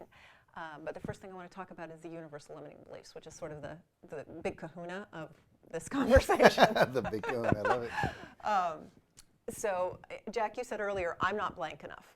And universal limiting beliefs, you know, I thought for a long time it was just me. I'm not good enough, and I'm not important enough, but nobody else feels that way. Surprise, surprise. Turns out everybody does. When I was in graduate school studying psychological education, we actually used the term stopper. That people would have their ultimate bottom line stopper. It wouldn't go any lower than that, and it was always an I'm not blank enough statement. So it is universal. It is universal. And, you know, I want to be transparent. So my universal limiting belief, here we've been exposing, I don't know what yours is yet, although I could guess based on what we've tapped on. But my universal limiting belief is that I'm not important enough. And I can make up all kinds of stories about that. I can create evidence for it. Oh, that person, you know, worded that phrase that way, and that means that they don't look at me as important. And so I've been tapping on that, and obviously it's produced some really good results. I won't tell you that my universal limiting belief is gone yet, but most all of it, we've removed it by removing the table legs. Now, what do I mean by that? The way we look at a universal limiting belief is, and this metaphor is not one that I created, it's fairly common in the tapping world, is that a universal limiting belief is like a tabletop. And it's held up by a whole bunch of table legs, not just two or three or four, but a whole bunch of table legs under that table. And you really can't tap on the tabletop. What you do instead is you go in and you knock off the legs underneath, and if you knock off enough of the legs, the table falls over. And then you don't have to worry about it anymore. So as we bring our next tapping volunteer up here, you're going to actually see this demonstrated, how we'll start with a universal limiting belief, and then we'll say, what's a table leg that we can go for? So, well, before we bring her up, I want you to tell me what you think my universal limiting belief is. Really? You want me to out you? Okay. Out me. Let me say why. Because I really want to say this to everyone who's watching this. You know, I once attended a seminar called The Dangers of Looking Good. And if we spend our whole life trying to look good, it means we're not willing to work on ourselves because we're afraid we're going to show parts of ourselves that are messy to the world. We can't fix them. We can't grow. Right. So just like when I was on your teleseminar, and I was being the expert, and then I turned the table on myself and you worked with me, I made $1 million the next year because of that. Because you were willing to not look good. Exactly. Good for you. Yeah. So tell me what you think. Because of some tapping we've done before, I've seen you exhibit, they won't like me unless I do this, unless I say yes, unless I go the extra mile. I want to be seen as a really, really good guy. And Yes. the crazy thing is, you are a really, really good guy. Right. I mean, you're one of you have the most integrity of almost anyone I Yeah. know in this industry. And yet there's this huge fear, they won't see that I'm good enough, or they won't value me, something like that. Is that, Yeah, how does that resonate? I totally agree with that. There's like, I'm not enough. You know, I actually had someone confront me about that at a workshop 30 years ago because I was going around quoting all these people. You know, like, well, Werner Erhard said this. And I said, you know, what does Jack Canfield say? And so literally, I think I'm probably 85% better than I was 30 years ago, but there are definitely remnants of that. I do over-deliver. I do probably get, because I want to be enough. So thank you, and we'll keep working on that. Absolutely. we will. All right, good. Okay. So we'd like to invite Erin to join us. Hi, Erin. Hi. Welcome. Now, You're a human hand. Erin, I know you've worked with Jack quite a lot, but this is the first day we've met. Yes. So, and just want to kind of fill people in at home so they know where you're coming from. You've done a little tapping. Some of it has been successful for you. Some of it has not. Right. So, and I never know. We're flying without a net here. What's going to happen today? But we were talking earlier about universal limiting beliefs, and you shared a little bit. So would you reshare that and bring us in? Sure. I am a writer, and as I mentioned to you, I am currently a struggling writer. I'd like to change that. I believe in my head that I can do it and I can make a living at writing, but at the same time, in my heart, that belief is probably only about a 5. Okay. Yeah. And some days it might go higher, and some days it probably goes a little lower. Yeah. Got it. Okay. So this is great. I'm going to work with you if I can to really have you hone in on that fear. Okay. And let's see what we can do with that. So when you said the emotional belief that I can make it as a writer is only about a 5. So what I want you to do, because in EFT tapping we always start with a negative, so I actually want you to flip that to I'm afraid, or some emotion, because I believe that's up here. I'm afraid I won't is down here. Can you tap into the, sorry for the pun, can you tap into the emotion? I'm afraid that I can't make money as a writer. Okay, when you say that, how strong does it feel? Probably about an 8 or 9. Yeah, it's different when you tap into the emotion, isn't it? Yeah, and that, are you aware of a universal limiting belief behind that? Because that's actually a fairly specific thing. Sure. But let's look at, what's the universal limiting belief that that's holding up? I think it's not being deserving. Yeah. Yeah, you were sharing some things with me that you thought you'd gotten some messages from childhood, probably, that might have contributed to that. Definitely. So, Definitely. Okay. So thank you for just giving us the table leg. Let's work on just the table leg. Okay. So I'm afraid I can't make money as a writer. True? Yeah. Okay. Let's tap. Okay. All right. So just follow along. Okay. So say that. I'm afraid I can't make money as a writer. Repeat that back. I'm afraid I can't make money as a writer. Okay. Where do you feel that fear? Just curious. In my chest. Okay. Tap the next point. Repeat that phrase or tell me more about it. I'm afraid I can't make money as a writer. Okay. Next point. They tell me I can't make money as a writer. Now that's different, isn't it? Yeah.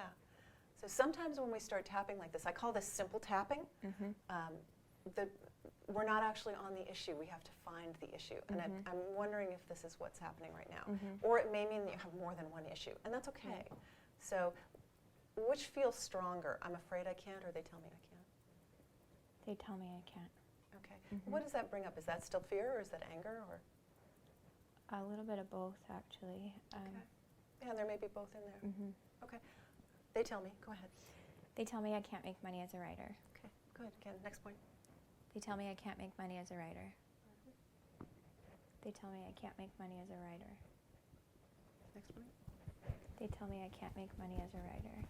Is it still fear at level 8, or is it something else? I'm starting to get angry. Yeah. I thought so. Okay. So go ahead, and it's okay to be angry, and just let that come up, and let's see what tapping will do to it. They tell me.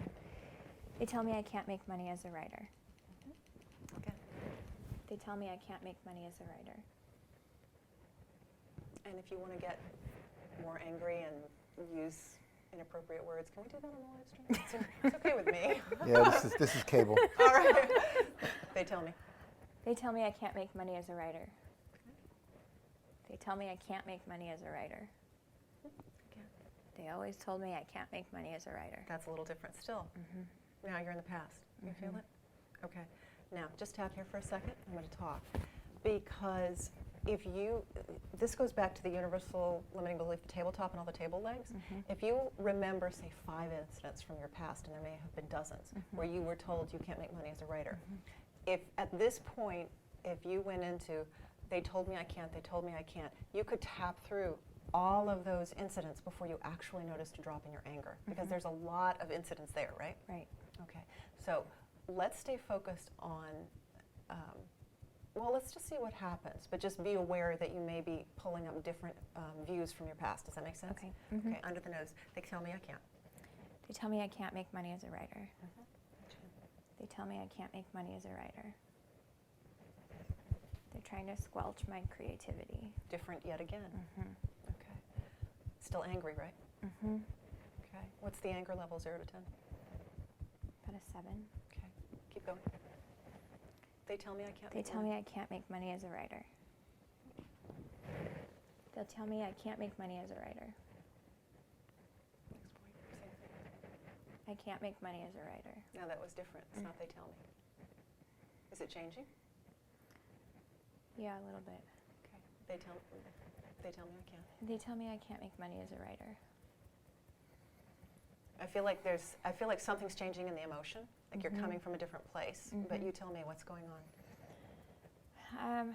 I'm feeling like it's not just writing; it's creativity in general. Like people were constantly trying to point me in a more real world direction. Right. So not a creative direction.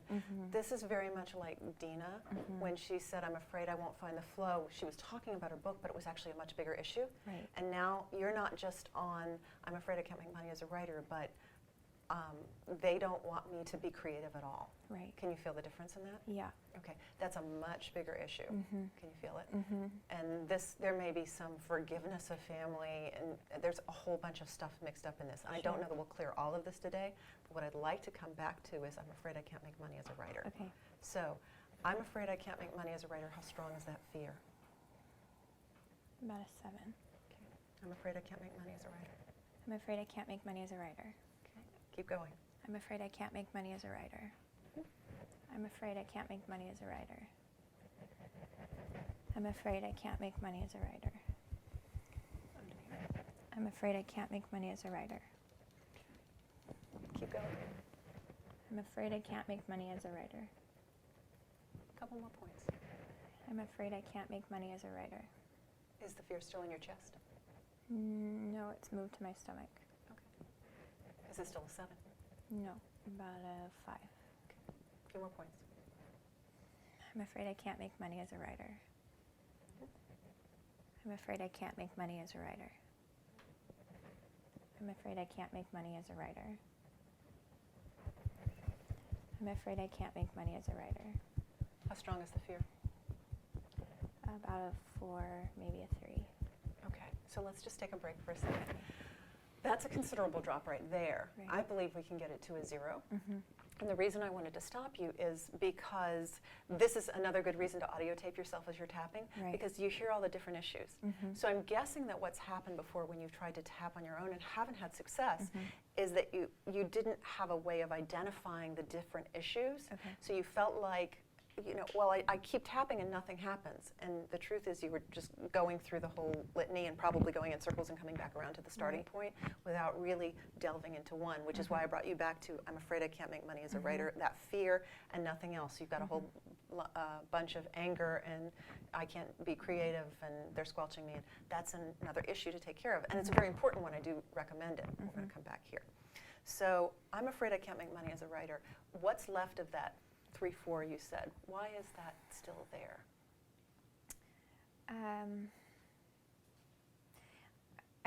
I'm hearing voices over and over again of people in my life who have told me over and over again, well, you have to do something more concrete than writing. You can't just be a writer, you can't be an actor, or you can't be, whatever it is that you want to be. So, yeah.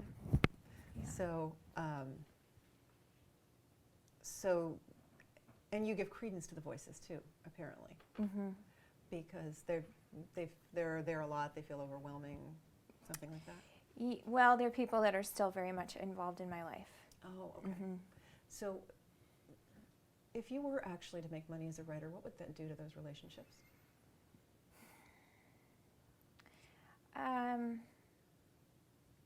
Probably nothing. I don't think it would change our interactions with each other.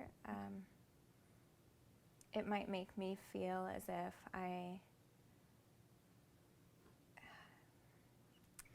it's hard for me to vocalize this, but it might make me feel as if I am kind of just shoving it back in their face in a way. And you seem really nice to me. I'm guessing you wouldn't want to do that, would Right, you? right. Okay.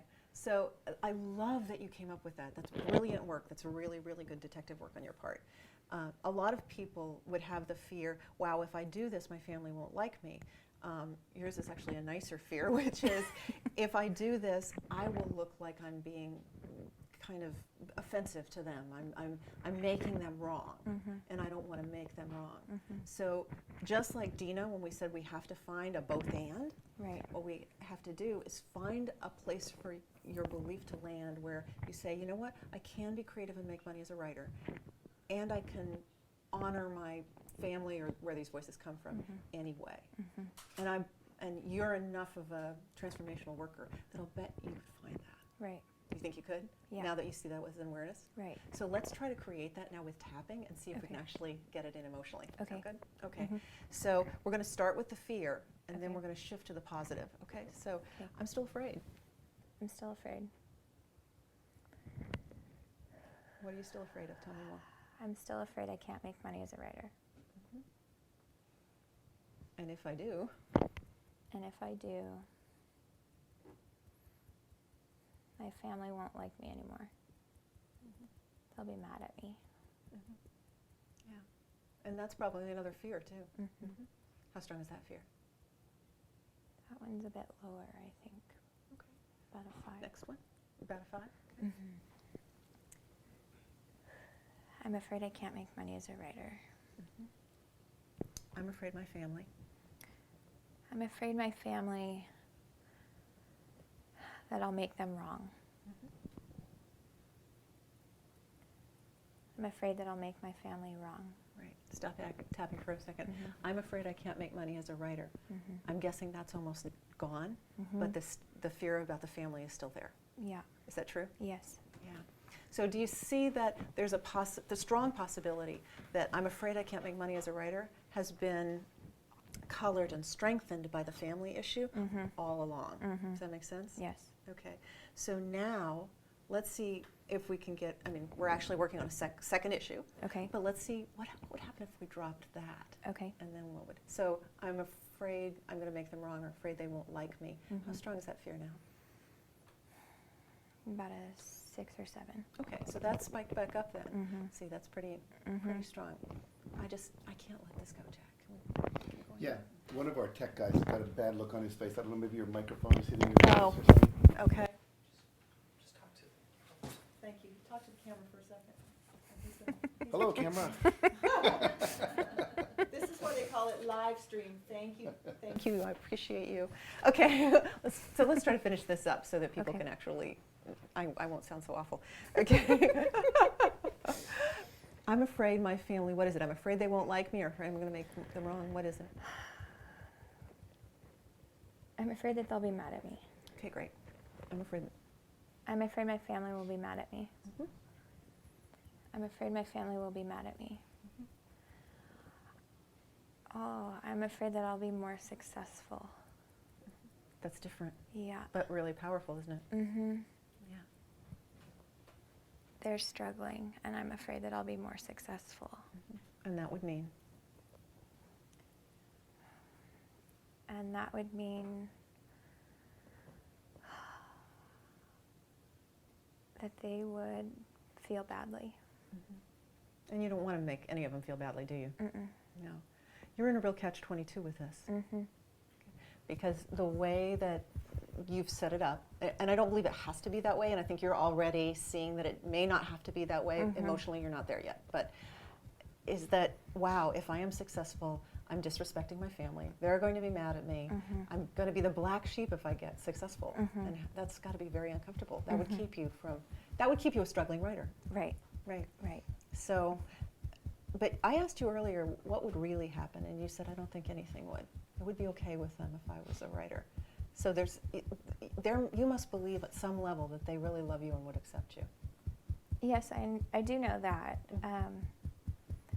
I just feel that they've been struggling, and for me to be successful, especially more successful than my parents, Okay. would be. And that's something I've heard before. I can't be more successful than my parents. Mhm. So I can't be more successful than my parents. I can't be more successful than my parents. Because I'm afraid if I'm more successful than my parents, I'm afraid if I'm more successful than my parents. what will happen? Oh. It's awful, isn't it? It's really scary, isn't it? Yeah.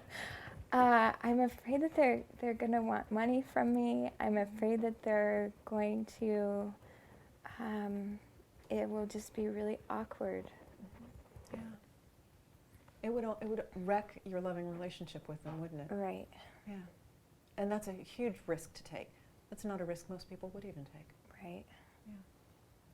I can't risk my relationship. I can't risk my relationship with my parents. I'm afraid. What are you afraid of? I'm afraid of being more successful than my parents. I'm afraid of being more successful than my parents.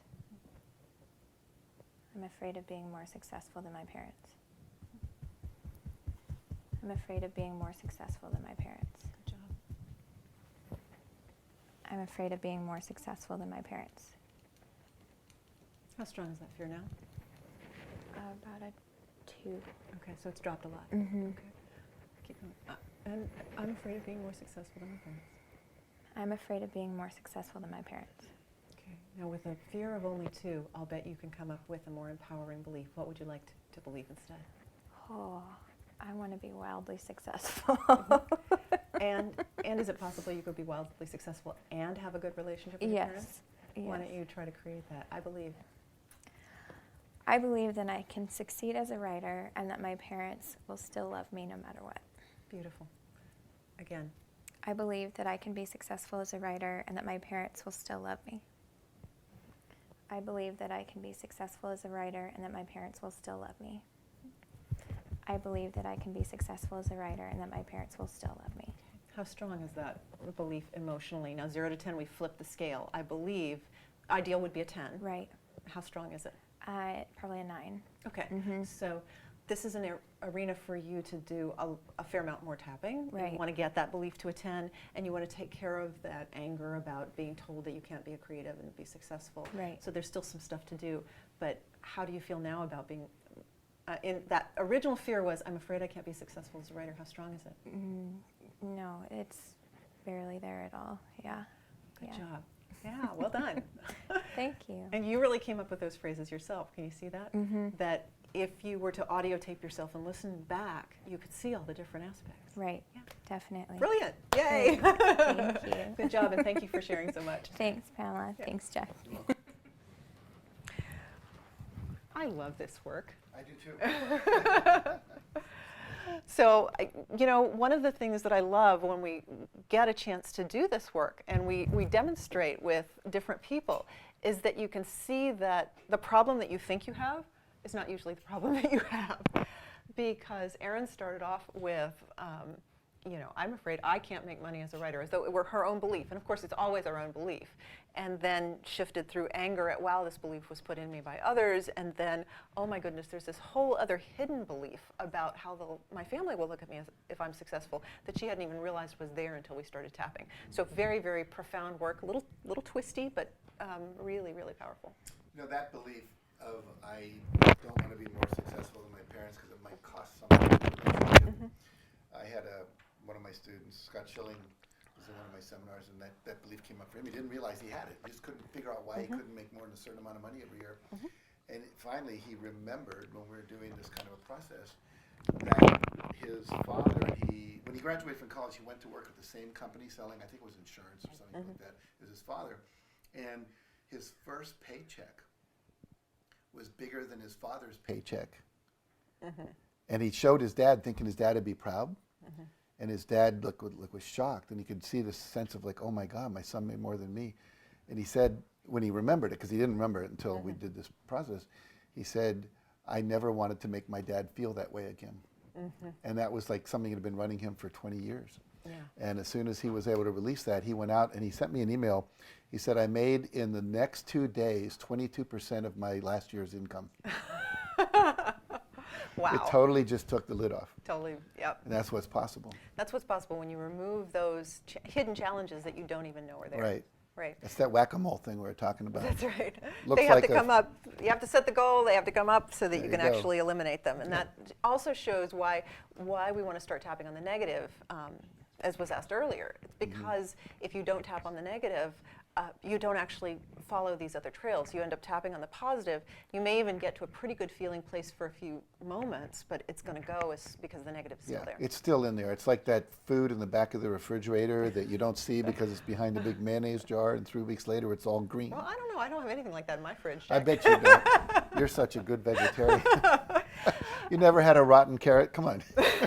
Sure have. You know what? I think we ought to pull one more person up. Let's get Okay, another volunteer. let's do it. This tapping's too good. Kathy, want to join us? And then we will be taking questions from the live stream in just a few minutes. So if you've got questions, post them, folks. We want to help you and answer them. Hey. Hey. I'm so glad to see you again. It's nice to see you too. And you. Thank you. You do as well. You look beautiful today. Thank you. I feel beautiful today. So you are not a newcomer to us because No. you went through Tapping into Ultimate Success I did. just a few months ago, and you've had some pretty phenomenal results. So I know you also had something new come up, and I want to tap with you on it because I think it'll help everyone. But can you just give a sentence or two about what's happened to you since you went through that system? Oh yeah, I have become so much more confident about my message. I'm clear about what I'm to contribute in this world, and I've probably gotten about at least one client every week for the last several weeks, and I have more people, you know, like chasing me out of the room when I leave a meetup or something to talk to me. So I'm really, really excited. It's like really different. Great. Really, really different. A new problem. Now you need a bodyguard. I actually hired my daughter to take care of some of the Did you? administrative work. Yeah. Fine. Oh, that's Yeah. great. Good That's for great. you. Well, for those of you who are getting the Tapping into Ultimate Success system, you're actually going to see the first time we tapped with Kathy and her concerns about putting herself out there and about being visible and about what she wanted to do with her business. And now, just a couple months later, it's taken off. And there was also an issue there with your daughter and being Yeah. a good mom. And now you're hiring your daughter. Right, right. It's become a great. family business. Oh, that's right. I Oh, that's remember. wonderful. Yeah. You were afraid she yeah. wouldn't like you or something if you were super Yeah, I was like, successful. I was afraid to disappoint her, and instead she's going, "Come on, Mom, you've got to get out there." That's right. That's right. It's So- really cool. So That's not way only your cool. business, but your Yeah. relationships turned around. That's Yeah. awesome. Yeah. Okay. So what are we tapping on today? Because Ooh. this is the spiral of success. I mean, that's Right. the great thing. And this is something that I want to stress to everyone, especially those people who are going, well, I have so many things to tap on, and what do I do? And it's going to take me forever to clear them. The truth is, you can enjoy a lot of success, like Jack has, like I have, like Kathy has, in a very short period of time, and there's still always going to be things to tap on, and that's great because that means more and more success. So what Yeah. are we tapping on? Relationships. Okay, talk to me about I've not gone relationships. out into the dating world yet, and I realized in the last couple of weeks, it's Friday afternoon, I'm done working for the week for the most part, and I'm watching couples go by my house and going, ooh, I wish I was going out tonight. And it's like, oh, ooh. What's the stopper? Ooh, it's like, well, I guess that when I'm sitting back there thinking, well, what is the issue? It's like I'm afraid to get lost in a relationship again, putting someone else's needs and desires first, and then being distracted and not paying attention to my business, my service to the world. Okay. So that's the biggie. So I've it's like, Right. just, Right. So, That's very common for women entrepreneurs, by the way. yeah. okay. I see that a lot.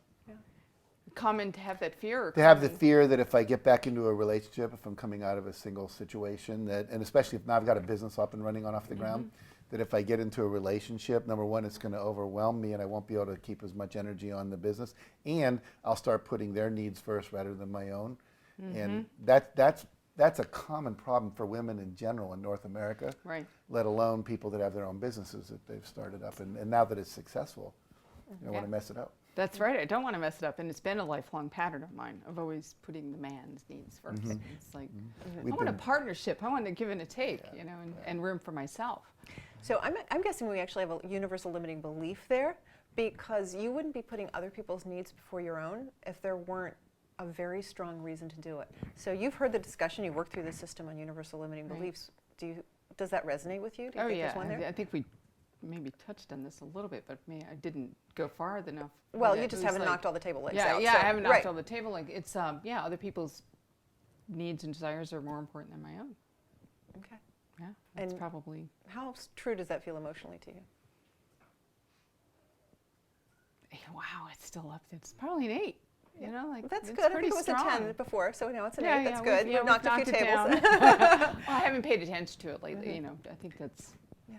But this kind is of stuffed it down. stuffed it down, and it'll come up now as we begin to Yeah. bring it up. So thank you for sharing this with us and 30,000 other people. Yeah, I know. 30,000 other people.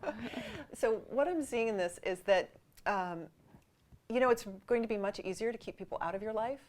If you always put other people's needs first, it's really dangerous when you start being successful to allow anyone else into your life, isn't Right. it? Because their needs are going to come in ahead of yours. And then when I think about, well, if I'm keeping barriers up, who am I not letting in that may be, supportive of me Right. and supportive of my business? Whether it's romantic relationships or, Or- friends right. or family or whoever. Right. Yeah. Yeah. Okay. So the interesting thing is, I love this because it's really flying without a net. We didn't, we never discussed how we were going to tap on this. Kathy just says, "Oh, I That'll want be to the work title on of our next book, Yep. Flying Without a Net. Kathy says, "I want to talk about relationships," and we're like, "Okay, great. We'll talk about relationships." And now you come up with this. So we have to figure out how to tackle this issue because you've got, I'm afraid to put myself out there dating. And a very good reason for that, which is if I do, that person's needs are going to come first, right? So I'm going to suggest that if we want to always look at a table leg. So we've got a universal limiting belief: other people's needs always come first. Why don't we look at the little table leg that says, when I'm in a relationship, his needs have to come first? Yeah, let's do Does that. does that resonate with That you as a table resonates. leg? Yes, Okay. it jumped on that We one. got it. We got it. Okay. So if I'm in a relationship, his needs are going to come first. How true does that feel emotionally? Oh man, that really just spiked. It's like, Right there. yeah, 10. Okay. 11. 10, 11. 11. Let's Off just the start chart. tapping then. And what's the emotion when you think that? Is it fear or is it something else? It's fear. Okay. Yeah. So Fear. actually, there are going to be some people tapping along with this who are going to be exactly in the flip side of you. What I mean by that is they're going to be tapping on, I'm afraid that if I start my business, I'm going to lose my family. You're exactly the opposite of that. Right. So I just wanted to say that for our Tackled live that one streamers. a little while Right. last time. Yeah, you got rid of that one. Now it's their turn. So let's go on with this. If I get into a relationship, If I get into a relationship, go ahead. What's going to happen? I'll get distracted and lose focus on my business. Okay. Give me more powerful words. There are stronger words. If I get into a relationship, I'm going to lose myself. Thank you. That's it. That's the That's it. scary. That's the That's 10, the 11, scary, right? yeah. Okay, go ahead. If I get into a relationship, I'm going to lose myself again. It's interesting you said again. Yeah, it's again. It's So you've done it before, which means Yeah. there's lots of evidence for it. It's going to happen, right? Yep. Okay. Yep. If I get in a relationship, If I get into a relationship, I'm going to lose myself again. okay. Wow. Either repeat that or tell me more. If I get into a relationship, I'm going to lose myself again. I'm just going to lose my focus, lose my drive. Not even my drive.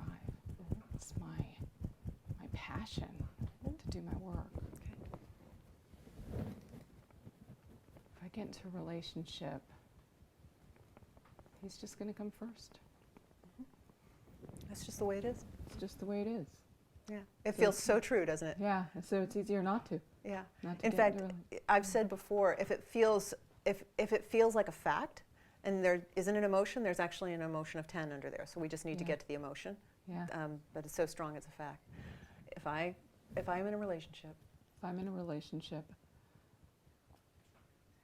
I'm just going to lose ground. Everything I've worked for is just going to go down the drain. that's hugely scary. Good job. Oh, God, and then my kids won't be very proud of me anymore. Right? Okay. Yeah. Yeah. If I get into a If relationship, I get into a relationship, it's like I'm I'm going to be lose- dependent again. Yeah. If I get into a relationship, I lose my freedom. Yeah. If I get into a relationship, yep, it feels like a sinking hole. Oh my God, it just feels like I'll just drown. Yeah. You're doing great work. If I get into a relationship, ooh, I want to throw up. That would keep you from dating. Yeah, that would keep me. Or wreck it if you did. Yeah. Wow.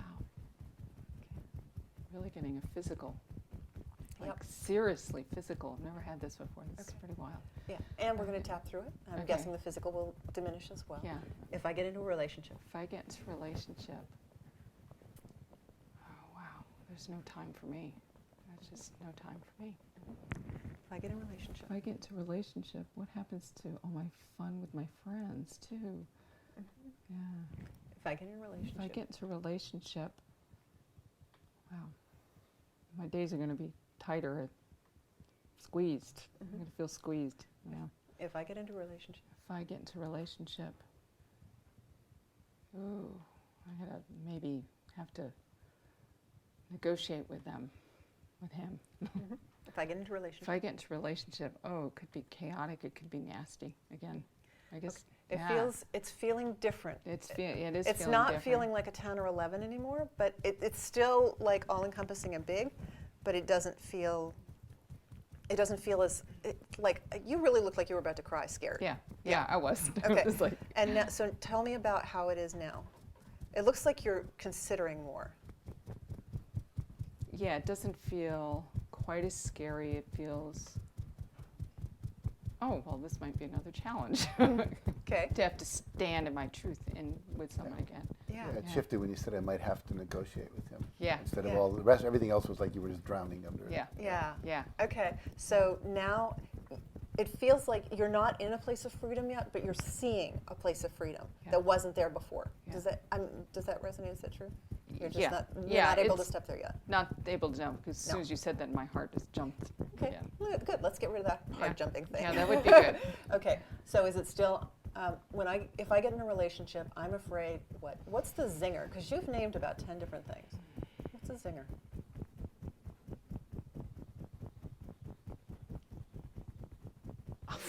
It's like I don't want to deal with anybody's BS. That is it's like- different. That Okay. is different. I mean, that's it because then that's a big distraction. I have to like dance Okay. around their issues. And, Okay, you know. under the arm. This feels like it comes from the past, like Yeah. stuff you've dealt with before. Oh, yeah. Yeah, Yeah. yeah. I don't want to deal with anybody's BS. I don't want to deal with anybody's BS. Okay. Yeah. If I get in a relationship, If I get into a relationship, I just want it to be fun and healthy. Okay. Yeah. that's very different than I'll lose my power completely. Yeah. Yeah. Can you feel it? Yeah. Definitely. Now you're talking about what you want instead of what you don't, what you're afraid of. Right. Okay, Yeah. so how strong is the fear? If I get in a relationship, I'm just going to say, I'll lose everything or I'll lose my power. How strong is that? 3 or 4. Yeah. Okay. If I get into a relationship, If I get into a relationship, what's the 3 or 4? I just had this thought. Well, I can handle it if something comes up. I'm strong. I can do this. That's different. Yeah. If I get into a relationship, If I get into a relationship, I can just step away if it isn't what I want. if I get into a relationship, If I get into a relationship, I might just have fun on Friday nights now. if I get into a relationship, If I get into a relationship, it could be fun. Could be supportive of my work. if I get Not- into a relationship, If I get into a relationship, yeah, I have the whole pie then. okay. All right, stop. Good job. Yeah. Good job. And it's interesting because I didn't even tell you to go into the positive. You just, as the fear diminished, you just naturally started asking, well, what if? And I could do this, and and now you're in the positive. So now when you think about dating, do you still get that feeling? Yeah, it's a little exciting. Okay. It's not like, oh. It's Yeah. yeah. Is there anything left there? I can't. No. No? My daughter Right. actually challenged me to have 2 dates or 2 drinks or coffee with somebody by the end of April. She says, "You do all these smart girl things." So now I said, "Okay, now I can do that." You're influencing her now. Yeah. I'm going to give you a So do you want- Starbucks card. You now. want to? I was going to say. So you want to set a process goal in that regard? Sure. Okay. What's the process goal? I don't know. Let's see. And now it's like back to like, what do I do? This is good. This is a good way to identify goal stoppers. So, what's your process goal? I'll go to 1 singles meetup a week. At least. Wow. Yeah. Okay. While So I'm home. when you're When not I'm home. traveling. When Okay. when I'm not traveling. So Yeah. how does that feel? Is there a stopper for that goal? There's a little bit of fear there because then it's like I'm, really Really out. doing it. Yeah, Yeah. really stepping out. Yeah. Not just open. Okay. How strong is that fear? 7. Well, that's not just a little fear. Yeah, You're I a guess brave I guess I woman. did. Okay. Tap. Okay. So what's the fear? Setting the process goal. What's the fear? Setting the process goal is like, well, now I have to do it. Right, which I've just means I'm afraid announced of- to what do you- 30,000 people I'm going to do this, right? Little accountability. So if you step out, then what? What happens? If I step out, then I'm saying, yeah, I'm ready to do this. Yeah. And what's the fear? Fear is, okay, then I'm ready to do this. Yeah. I What's the guess- that's what's not the a fear. Okay, what's the fear?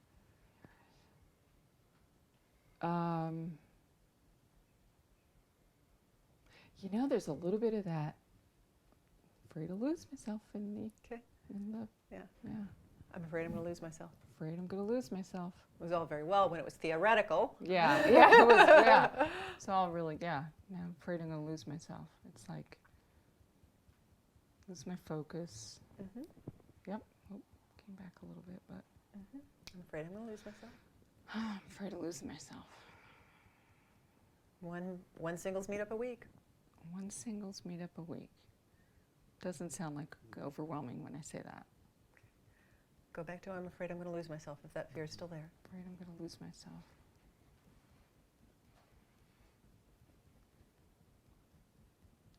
What's that? Well, I have rule 5. I can follow that every day, and if it doesn't, yeah. So I guess I'm sitting here thinking, okay, wait a minute.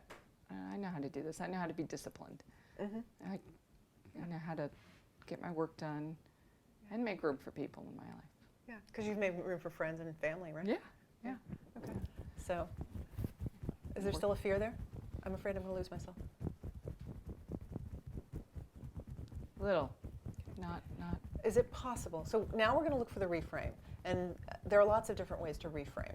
One of them might be to interpret what happened before, because I think that the reason a little bit of this fear is hanging on is because there's a part of you that is going, yeah, but Kathy, you did this before. Yes. Yes, the little So voice. the little voice. Yes. Yeah. Can't wait till hour 3. Little voice, my Okay. favorite. Okay, so in that case, let's come up with a good reason that it happened before. Now, I'm guessing you didn't have all the success skills you have now. I'm not the same person that I am now. Not at It is all, Not right? at all. Yeah, Okay. that's true. Yeah. So now with that, I'm afraid I'm going to lose myself. Afraid I'm going to lose myself. But I have a lot more success skills now. But I have a lot more success skills now. Yes. Yeah. Okay, go ahead.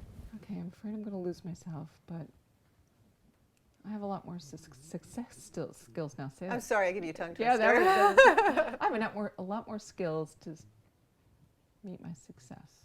I'm afraid I'm going to lose. You have a lot more ways to Yeah, hold your power, to stand in your truth. Yeah, I'm a lot more courageous. Yeah. I'm more disciplined. Yeah. I know what I need to do for my business. I'm not going to let that fail. Mm-mm. Yeah. Mm-mm. Okay. Stop tapping.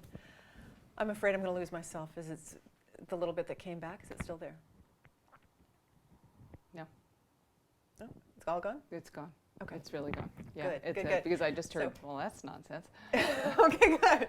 Well, and now you know if it comes up again. And I'm so glad we went through this whole process, because what it said is you had a big stopper, you tapped on it, and then when you put a goal in place for your new ideas and understanding, a little bit came back. So that's what happens. Goals mean you're playing bigger. Right. And then you had to do a little more tapping, and now it's really gone, and you could step out and go to that singles meetup once a week. Yeah. So it's just a process. Nice job. Thank you. Thank you. Well done. Okay, I'm going to Thanks. be looking. I'm going to be looking to hear the reports. I'll send you an email. Yeah. I want to see you and your date on Facebook. At the rate you're growing with this stuff, we'll be tapping on your boyfriend in 2 weeks. I swear. I'll send him back. Okay, good. All right. Thank you, Kathy. Thank you. Yay. All right. And if we have any other questions from the live stream, I'll look to my wonderful team. Ooh, is that a sheet of questions? Oh, goody.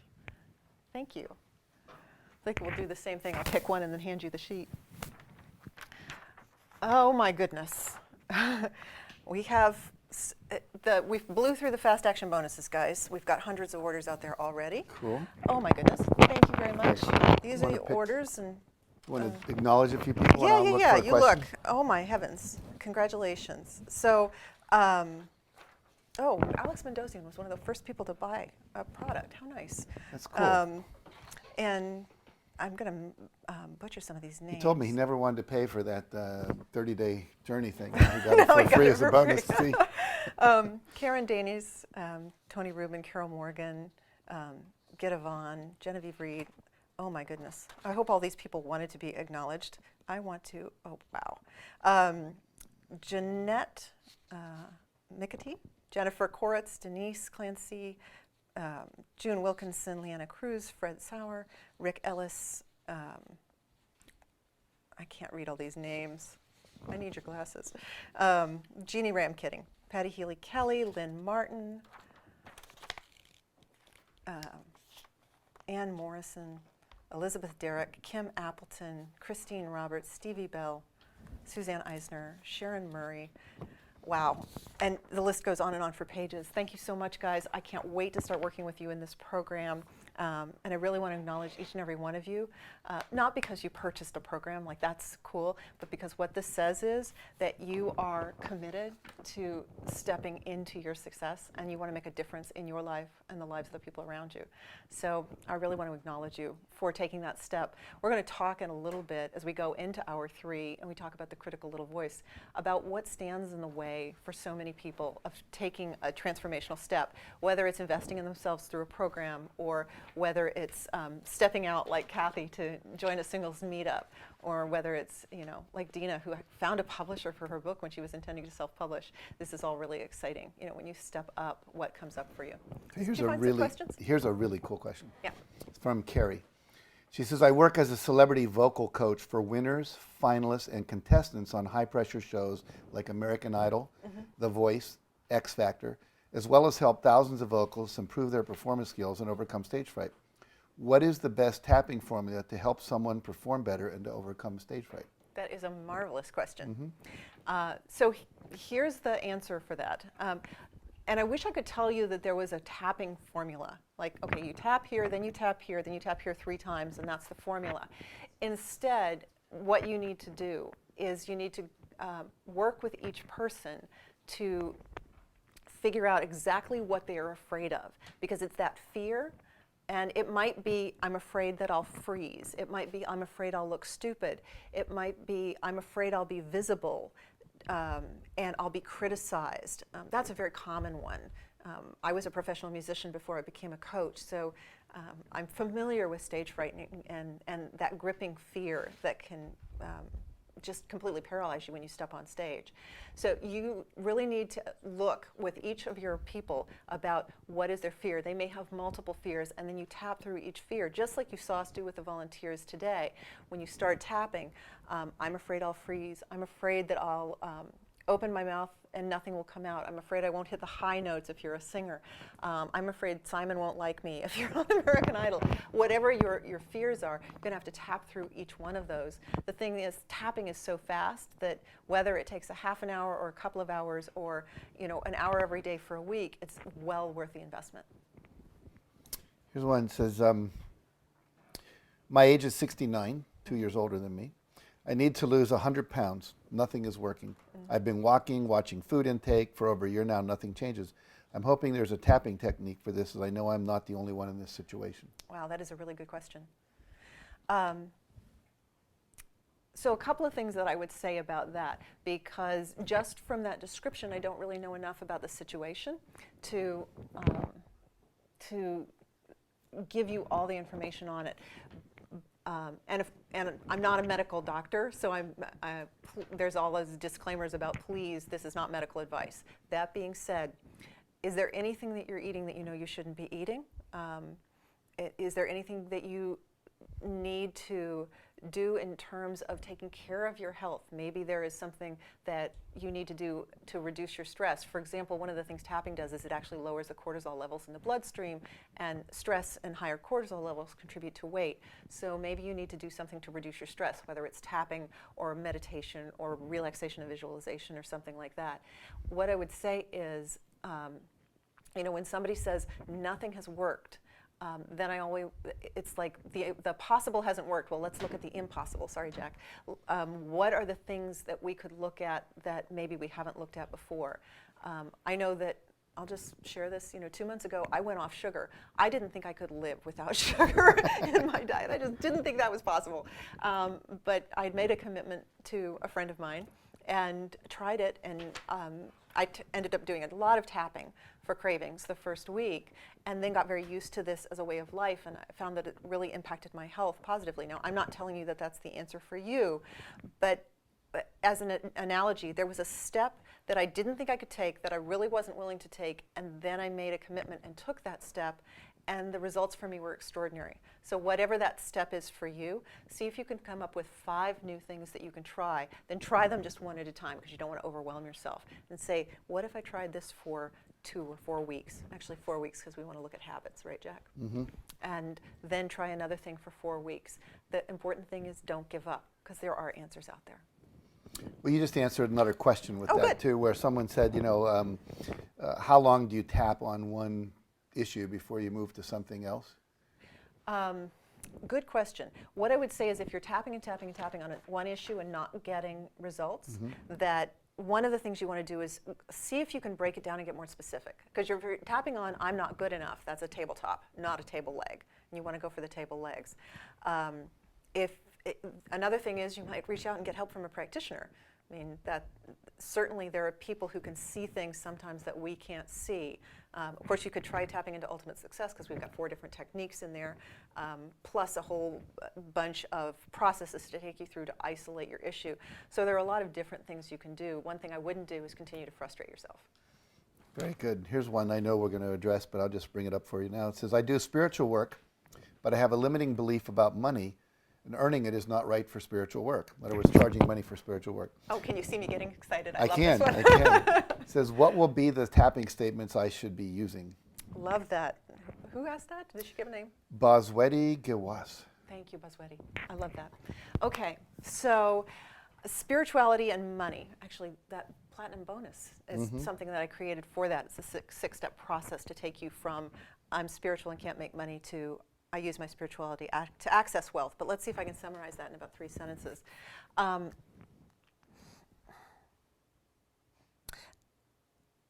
I believe that that money is a magnifier. That if you are a good human being, that money magnifies your ability to do good in the world. And if you're not a good human being, money is going to magnify your ability to do things that are not good in the world. So if you start out with a spiritual center and a loving heart, and you add money to that mix, you're going to be able to do more. I also believe that abundance is our nature, it's our birthright, and that the universe, God, spirit, the divine, whatever, is always looking for ways to increase the abundance in our life. And so, can I just do a little tapping on this? Sure. Okay. So I'm just going to tap because I love this issue. It's so important. So go ahead and tap along with me, and like this. I can't be spiritual and wealthy. You want to echo me, Jack? It's kind of weird to will. not have an echo voice. I will do that. Let me just put my glasses away. Okay, so I thanks. can find my eyes to tap on. I can't be spiritual and wealthy. I can't be spiritual and wealthy. I can't be spiritual and wealthy. I can't be spiritual and wealthy. After all the great spiritual texts After all the great spiritual texts tell us we're not supposed to be focused on money. tell us we're not supposed to be focused on money. So if I try to be wealthy, So if I try to be wealthy, I'm afraid I'll lose my spirituality. I'm afraid I'll lose my spirituality. And that is too big a risk. And that is too big a risk. I can't risk losing that. I can't risk losing that. So how can I ever have more money? So how can I ever have more money? I do believe the universe is an abundant place. I do believe the universe is an abundant place. And the universe is always looking for ways to shower me with abundance. And the universe is always looking for ways to shower me with abundance. But if I focus on them, But if I focus on them, won't I lose my spiritual focus? won't I lose my spiritual focus? What if there's another thing I can believe? What if there's another thing I can believe? What if there's another way to look at this? What if there's another way to look at this? One possibility is One possibility is that the easiest way for me to receive money that the easiest way for me to receive money is to express my highest and best gifts. is to express my highest and best gifts. And spirituality is one of them. And spirituality is one of them. So when I express my spirituality, So when I express my spirituality, I could expect to be rewarded I could expect to be rewarded because the universe is looking for the easiest way to reward me. because the universe is looking for the easiest way to reward me. And I could try to say, And I could try to say, no, thank you, universe. I can't be rewarded through my gifts. no, thank you, universe. I can't be rewarded for my gifts. It's okay if I win the lottery, It's okay if I win the lottery, but please don't send me money through my gifts. but please don't send me money through my gifts. Or I could look at it differently Or I could look at it differently. and say spirituality is one of my gifts, Spirituality is one of my gifts. and the good that I do in the world is another one of my gifts. And the good that I do in the world is another one of my gifts. And I choose to receive abundantly for that. And I choose to receive abundantly for that. Take a deep breath. You know, I remember we did tapping with one of our volunteers, Meg, in the product, in the actual DVD for Tapping into Ultimate Success on exactly this issue. Yes, we did. She said, I can't be spiritual and make money at the same time. And we took her from a 10, and she was in tears, down to a 0. And it's affected her business. Very good. So there's more where that came from, but I hope that that's a start for you because it's a great question. Yeah, if the universe is abundant, and I believe all spiritual people believe that, then we need to not shut down the gift of receiving money for what it is we're given to do. I have this belief, and it's proven out to be true so far for me, that every single person has a certain set of gifts. And for some people, it's helping people tap into their intuition, their spirituality, to get connected to God, however you want to say that. Other people's gifts is mechanical things. Other people's gifts are technology. Some people's gifts is music, voice coach, like we had a question here. And we shouldn't deny ourselves that our gift is any better or any worse. Like, I need my eyeball cells, my lung cells, my kidney cells, my liver cells, my knee cells. All of those are important. And I think sometimes when we hierarchicalize, is that a word? Hierarchicalize It is things? now, Jack. Instead of saying that each of us has our unique talent and there's nothing worse or better about spirituality or some guy who's fixing your car. It's just a different thing, and so we should allow that. And the more spiritual I get, the more abundance flows into my life. And then you came up with a term I love, which was the more I can enhance the quality of my living, the more I can enhance the quality of my giving. Oh, I don't think that was me, but I really like it. Well, you're the one who said it Did I to me repeat it first, to you? so, Okay, so I I'm get going to give you credit for it, you know. Yeah. So I've been able to give away literally hundreds of thousands of dollars to what we might call spiritual causes and make a difference. And that someone once said to me, I think it was Bob Proctor, the guy from The Secret, said, when you don't have money, the good you can do is limited to the physical space you find yourself in. Right. When you have money, the good you can do is limited only to the entire earth, because I can build schools in Africa. Yeah. We can fund this live stream today and affect 20,000 people or more through our work because we can afford to pay for the cameras. Otherwise, we wouldn't be able to do that. Right. So it gives you leverage. It's very important. Yeah, and same thing is true for me because giving, and you may remember that when you and I first started working together, I actually had a problem with contribution. And it's kind of embarrassing to admit this in front of 30,000 people. But I remember I was in your program and I raised my hand and said, Jack, I'm just starting to make money in my business and I don't want to give any of it away. And you said something very important. You said, you have my permission not to. And in that moment, everything shifted for me. And the truth is, I contributed more to charity last year than I made my first year in coaching. And so my success doesn't just benefit me, it benefits others. So That's I think a good that, affirmation. yeah, isn't that great? That's great. Yes. So I love the spirituality money. Any other questions, or do we move on? I think there was one more that I wanted to look at here. It said, I want to ask, what is the ideal time to complete the Tapping Into Success course to feel the shift? Someone named Zainab.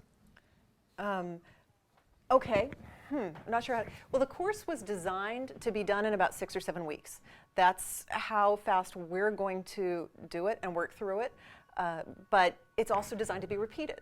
So, because as we talk about the spiral of success, you're going to go through this course once and work on certain goals and stoppers and processes.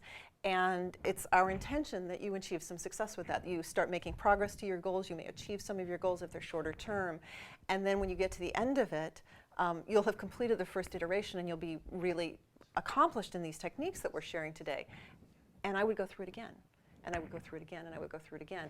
So for some people, they're going to get into it and go, wow, you know, it is an investment in time.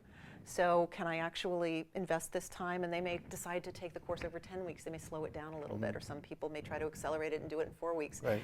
And what's really important is that you do it. It doesn't, Right. I would say it's designed to be done in 6 or 7 weeks, and what's really important is that you actually do it. Well, and I think, too, that the idea here is that we're doing this course, and we also have these support calls that people can call in. Yeah. So you'd want to at least try to get through, not try, but get through one iteration of this in that period of time. Right. I do want to ask you one more question. I like this. I think it's a good question. Says, excited to see you live. This is from Sophia. Love your explanation of the 3 types of goals. Can you please give an example of how to combine the results, process, and feelings goal in a way that is exciting so that we can really focus on the dream goal and experience the realization of the dream? In other words, if I have one dream, how do I put all 3 of those together? Great question. Yeah, it is. Okay. So, An example. She didn't give us a particular goal, but here's what I'd like to start with. If you have a goal, say you have a business goal of, I'm creating a new business and I want to make $100,000 in it by December 31st, 2012, so the end of the year.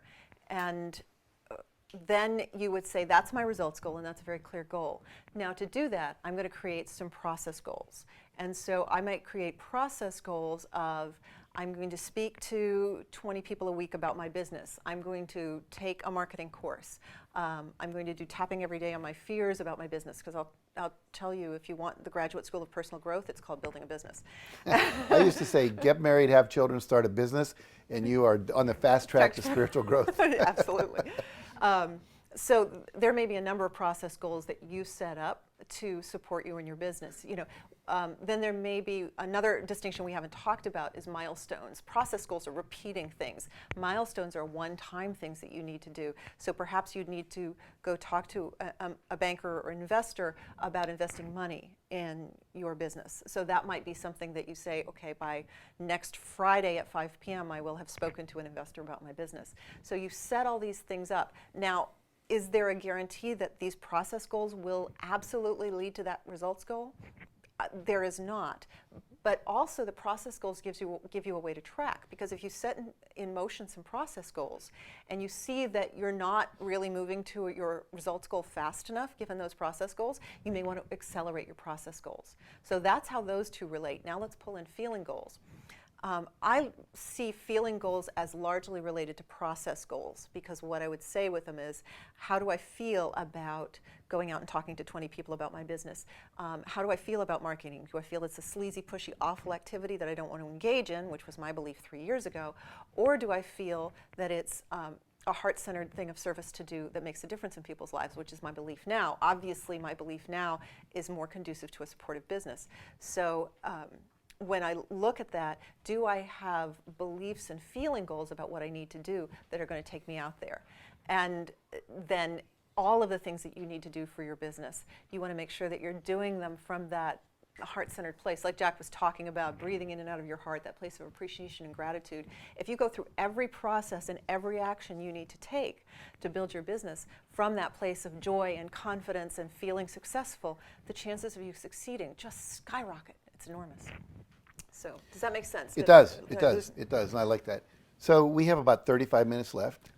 And I we know. just go on for another 3 hours? Well, I'm having a great time. I hope people out there are. I'm sure they are, based on the questions we're getting. They're really solid questions. Before we go into your favorite tapping routine, which is Yes, little we voice gotta do tapping, that. which we need to do, and we have 35 minutes to do that. Do you want to just, I know some people joined us late, Right. and maybe just repeat the offer again that we've got for people, the resource we've created for them? Right. Does that make sense? Right. Then we'll So go the into link is Little on your, Voice. yeah, thank you. The link is on the page. It's down at the bottom. Actually, it's right at the bottom of the screen. And we have created a program called Tapping into Ultimate Success. It's a home study course designed to help you do what you're seeing us do in this live stream, to show you how to break down goals, how to handle the critical little voice that we're going to do, how to create tapping phrases that are very, very powerful for you, and how to tap through them. So it's a systematic process to do that with audios, videos, handouts, workbooks, live Q&A calls with us, you name it, and everything is summarized for you. If you'll click that link, it'll open a new window. We'll still be talking to you, and you can investigate more about that and hopefully join us. We've already had hundreds of people join us already, and I'm really excited about that. Yeah, me too. You know, I know that our team said, oh, well, we'll tell them about some of the other people who really appreciate this. We've got things I don't even want to take time to show people, but we've got T. Harv Eker saying that you know, this is the answer to ultimate success. We've got Bob Proctor, we've got Brian Tracy saying these things, and so we've got a lot of people that may not be familiar to our listeners who have gotten incredible results, and then we've got these other really icons and founders in personal development and motivation who have said very, very kind things about our work too. So I just wanted to share that with people and say, you know, I'd love to have you join us and experience ultimate success. You know, the one thing I didn't even say, but it is on the page, is we've got a 30-day money-back guarantee. So Right. if you don't want to do the work, please don't sign up. But if you want to do this, do the work, give it a try. There is no risk, because within 30 days, you just let us know and say, you know what, this isn't for me, and that's fine. We'll refund your money happily. No questions asked. Yep, that's There's fine. no risk. Yeah. Actually, I would say one question asked, because I just want to know what didn't work. Okay, and good. and that's fine. No problem it's with not that. it's not a condition. It's not a Yes, condition yeah, or an argument. exactly. It's just a request. Sure, of So course. yeah, but I'm not worried about that. But we just did that so that you could feel really comfortable that there's no risk. You know, I say we have a no risk guarantee, but the fact is the only risk is if you don't do this, you're risking not creating the future you want. Right. You know, for me, one of the things I say in my seminars is that if you don't change what you're doing, you're going to keep getting what you always got. Because if what you're currently doing would produce what you want would have already showed up. And if it hasn't, then you have to ask yourself the question, what can I do differently? And this is, you can try this out, experiment with it. If it doesn't work for you, I mean, this has worked for everyone I've ever tried this with. Just a couple of months ago, I had a young lady who was going to go to USC, start school again, and she had to go get some shots, and she was phobic of needles. And literally using tapping, within 5 or 6 minutes, we got rid of that fear, and she went out and got her shots and got into USC. I mean, that's a great school you don't want to not get into because you're a fear of having a needle in your arm. Yeah. And my wife recently was having a problem with her brother. They were not talking to each other. We were going to a wedding called my niece's wedding in San Diego, and they were going to have to see each other. And she was really nervous about it. And I did tapping with her at home, and she got very comfortable after about 7 or 8 minutes. And then when we were in San Diego, which was like kind of like now, like when she says, I have to do this and go out and be there and do the dating thing, we took about 15 minutes the night before. And the next day, we're at the wedding, and all of a sudden her brother was standing alone in front of the band. And she saw him, and I said, your brother's standing alone. She said, oh, great. She walked over. They had a 2-hour conversation, totally healed their relationship. Wow. What is that worth? Yeah, it's priceless. It is priceless. Yeah, Absolutely. It is. Because I know we've been talking a lot about success and money and, Yeah. you know, but sometimes it's something like that that's just makes all the difference. Relationships are critical. Yeah, they and, really you are. know, so many of us have strain and stress in our relationships. It doesn't have to be there. Great. Okay. Oops. Thank you. The team just said, please say the URL, which is tappingintoultimatesuccess.com/go, G-O, tappingintoultimatesuccess.com/go. And that will take you to where you can see the summary of everything that's in the Tapping into Ultimate Success program, and you can hopefully decide to join us. We do have 2 different levels of the program. One is Platinum, and that's you get a hard copy of the product, and extra bonuses and lots of cool stuff. The Gold is digital only. You'll still get the whole program. You'll just be getting it online and walking through it online. Even if you get the hard copy program, you'll still join us online because that way you can get started tonight. Okay. All right. Little voice tapping. So, little voice tapping. Yay! Okay, let's talk about the critical little voice in your head. Well, every one of us has a little internal critic. You know, we go to do that thing, and that little voice says, you can't do that. You're not smart enough. You'll get in trouble. What are you, who are you kidding? You know, whatever. And a lot of us think of that inner critic as a negative voice, someone that's trying to stop us. But what we've discovered, and we've known for centuries in psychology and spirituality, but now we're figuring out the technology to actually work with it, is that that little inner critical voice is actually on your side. It's trying to protect you from getting into trouble, or it's trying to make sure you're happy. And how it does that is when you have an experience in childhood. The example I use that happened to me was I was in 5th grade, and I was running for president of the 5th grade class, and I was walking up onto the stage, and I tripped and fell. And the entire class started laughing. I had another experience where I was in church, and I was reading from the Bible, and it was Christmas, and I was supposed to say, Jesus sprung from Mary's womb, but I'd never seen the word womb before. And so W-O-M-B sounds like B-O-M-B, bomb. So I said, Jesus sprung from Mary's womb. And everybody started laughing. And those 2 decisions kind of went in like my little self, my protective self, my ego, we can call it, you know, it said, that's never going to happen again. It was trying to protect me. Right. So the first time I had to give a talk after that, I was scared to death. And I tried to get out of it. I would get sick so I wouldn't have to go to school if I had to give a verbal report. So this was actually trying to protect me from having a bad experience again. But what it was also doing was is keeping me from having the success I wanted to have. So what we now know about this little inner critic is actually it's a part of us that's on our side. Yep. It may not be functioning in a way that is functioning successfully for us as an adult now, but it certainly protected us when we were a kid. And we now know that we can retrain that voice so it becomes an inner coach rather than an inner critic. And tapping has a technology for doing that I found faster than any of the other things I've ever tried to use, Gestalt therapy, psychosynthesis, NLP. So let's do it. Let's do it. Maricela, you want to join us? Not even going to talk about this first. We're going to pull up a volunteer. We're going to tap, and then we'll talk about what we're Make doing. sure we because get it's it just, in, 'cause we we want got to everyone do to it. It's see too this. important. Yeah. Yes. Hi. You got your Kleenex in case? I just, in all the tapping, I've already felt the emotion coming. I'm ready.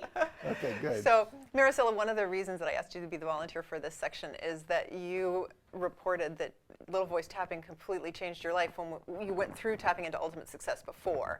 And do you want to just give me a couple of sentences on that? I think that for me, the Little Voice Tapping, being able to change that, because I had very critical voice, to be able to change that, I went from being stuck in my business and having all these products and ideas, and every time I would get stuck, oh, Little Voice Tapping, my husband, what are you doing? Little Voice Tapping, leave me alone, you know. It transformed my life, because at that point I was able to push forward and accomplish the things that the little voice was saying. Oh, you can't do that. You're not smart enough. You know, who says you can, you know? And so I was able to produce some products and started writing a book that I've been wanting to write for 5 years. I was told, no, you can't write that. You can't even, you know, no one wants to hear about that stuff. So I started doing that, but now I'm stuck. And Oh, good. So you brought something to the table today. it's actually two things, and I started thinking about it. I think it pertains to the same situation. And one is, you had said earlier about how you were a coach, but you were Imaginary coaching yeah, business, imaginary yeah. coach. And I'm there. I'm like, you know, I have people that I'm coaching, but I don't charge. You know, I want to help people because I also do something else called RIM, but I give it away. I'm coaching people, but for free, and it's not helping. And Yeah. the other one is, I have these products now, the 6-set CD, and I'm stuck because I'm like, okay, if you start making money, you're gonna lose it again. You know, you're gonna spend money, and what if you lose it? And it just So a couple of really strong issues. We're going to pick one, and Okay. we're lucky we'll collapse both of them, but who knows? We'll I just pick wouldn't one. worry too much. Whole Foods is going to start giving away all their food free next week, I heard. Yeah. Just kidding. thanks. So I'm hearing a couple of different beliefs. One of them is that I should be giving. There's something in there about I should be giving things away, or it's more helpful to people to give things away, or something like that. When I did the tapping right now with the spiritual thing, because that was Yeah. I'm like, ooh, that's me, Yeah. because I feel like the gift that I've been given and what I've been taught by my experience, that I should be giving it away, because you know, God gave it to me. I guess it's a Right. God-given gift, and but then my bank account saying, you know, hello, you have a family here. So pick one. Which one do you sense is the one to work on today? I think I deserve to be paid for my services. Right. Now, if you actually believed I deserve to be paid for my services, it would be different. So what's the fear or the concern or the problem? That I don't know how to handle money, or that I'm going to lose it again. Okay. So I don't know how to handle money. Well, that's a good reason not to charge for what you do, right? Because if you get it, you'll just throw it away anyway. You might as well give your services away. That really hurts, doesn't it? There's an incident in your past. Okay, I want you to start tapping. You're really brave. Good job. Okay. You don't even have to talk. If you're this tuned in, just tap. Just tap with me. Okay? Just tap.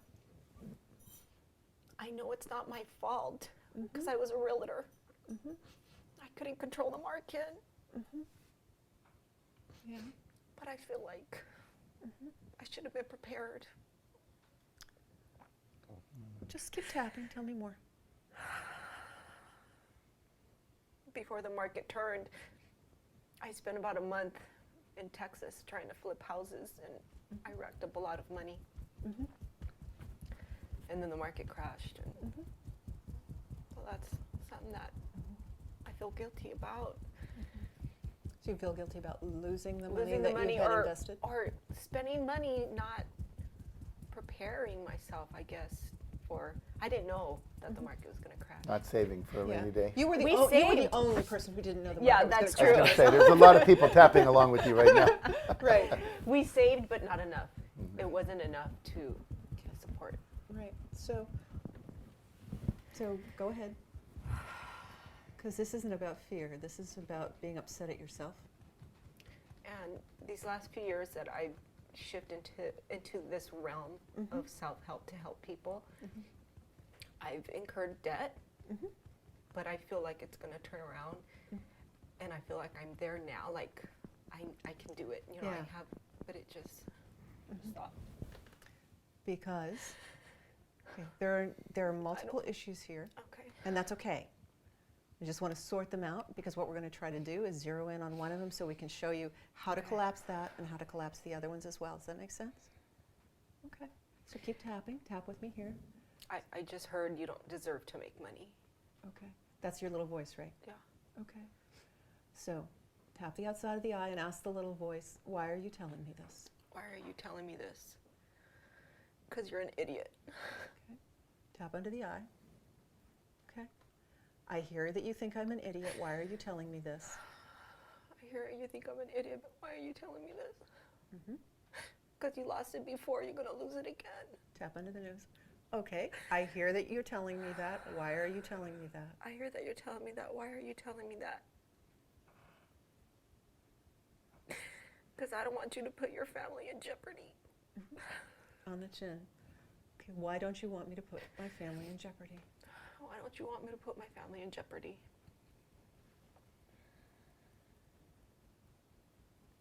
I just said, because you're an idiot. Tap on the collarbone.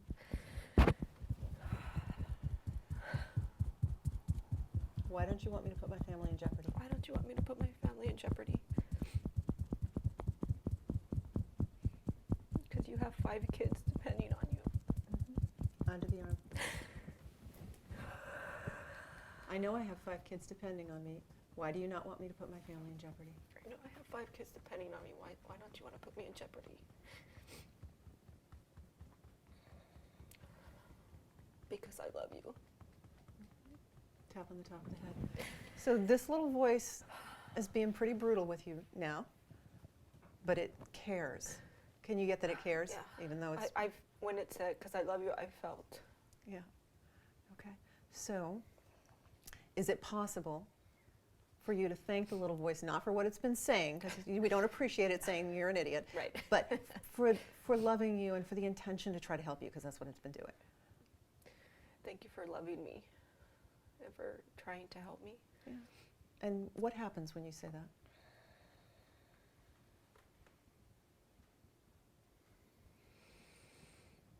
I heard, but you're not strong enough yet.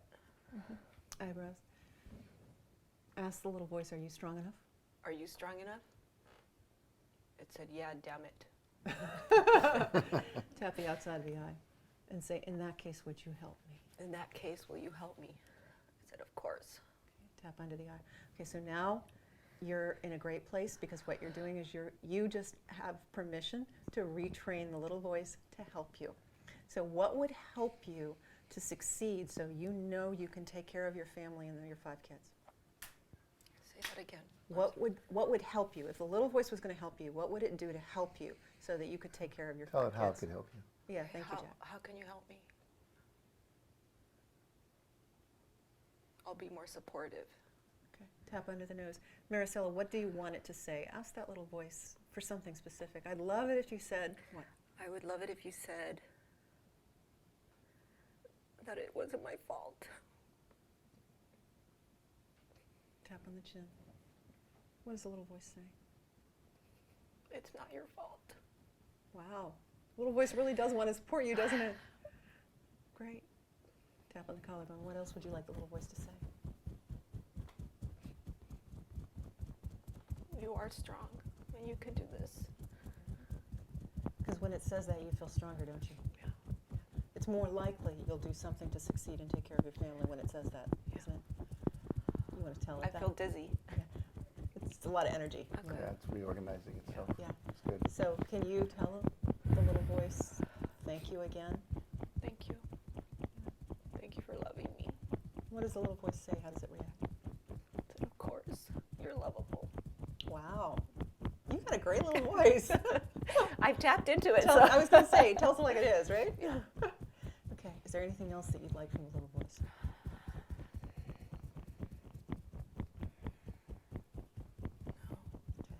Ask the little voice if there's anything else that it wants to share with you. Is there anything else you want to share with me? He said, you are going to be successful. You are going to be the next Jack Canfield, but in the woman form. And I could see myself standing on stage, changing lives. Great. Thank you. Yeah. Okay, stop tapping. Take a deep breath. Great job. Thanks. Yeah. Because, you know, the little voice could keep saying, you're an idiot, or it could keep saying, you're going to succeed and I can see you on stage. Which one's more likely to make sure that you succeed? The second one. second one.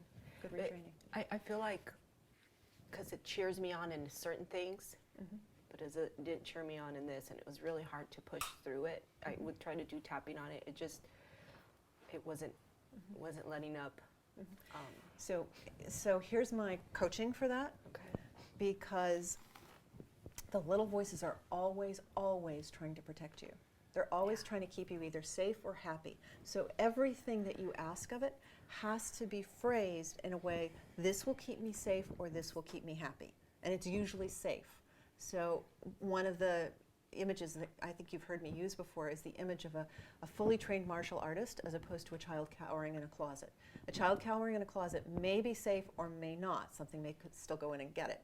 But a fully trained martial artist is very prepared to handle anything that comes. So when I share this image with my little voices as I talk to them, they're often very happy with that idea of, wow, if I'm a fully trained martial artist, nothing can ever hurt me and I'm totally safe.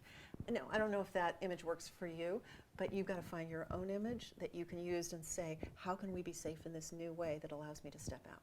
Make sense? Yeah. Good job. Thank you. You're welcome.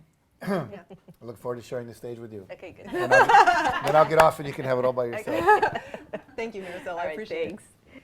Wow, that was deep and powerful, but fast. Yes, well, that's Yeah. what I like about this. Yeah. You know, one of the things that I want to be sure to share with people about little voice tapping is that you don't just have one little voice. You have lots of them. I compare it to having a whole stadium full of little voices, or at least a Fortune 500 company or something like that. The interesting thing is that as you start retraining little voices, and I've retrained countless little voices of mine, I don't know, hundreds probably in different tapping sessions, I feel like the corporate culture in my head has actually shifted. And what I mean by that is now when I go in to talk to a little voice, there's still some that are really, really young and take a little bit of work, but there are a lot that as soon as I say, why are you telling me this? They're like, oh, do you need me to be retrained? Do you need me to say something else? And I feel like, wow, the message has gotten through to my subconscious somehow that it really wants to support me in the right way or a way that I want it to now. It's the 100th monkey inside The of you. 100th monkey inside of me, yeah, all these monkeys.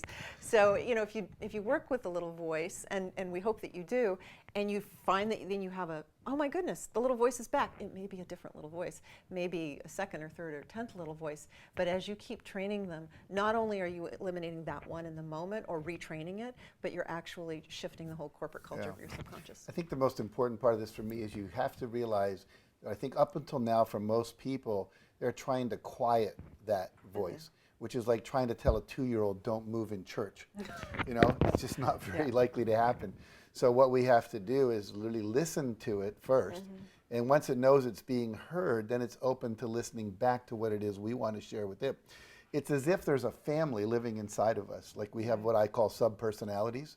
And there are all these little parts of us that we have to get aligned with our highest purpose in life. Then in our goals, you know, as one person said, I want to get everything aligned with this dream goal I have.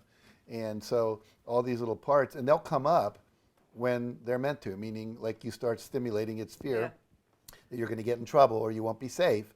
And you can't succeed without taking some risks. And so we have to train it to, as we said, be a cheerleader rather than a critic. And they're very trainable, as we just saw. You know, it wants to help us.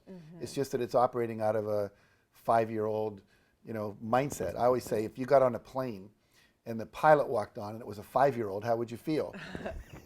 Not good. And most of us are living our life where the 5-year-olds are piloting us under the radar. We don't know. And so this is a way of surfacing those, bringing them up and saying, okay, we need some education here to where I'm going to feel comfortable with you flying the plane. Right. I'm very clear that a 9-year-old was running the marketing of my business up until 3 years ago.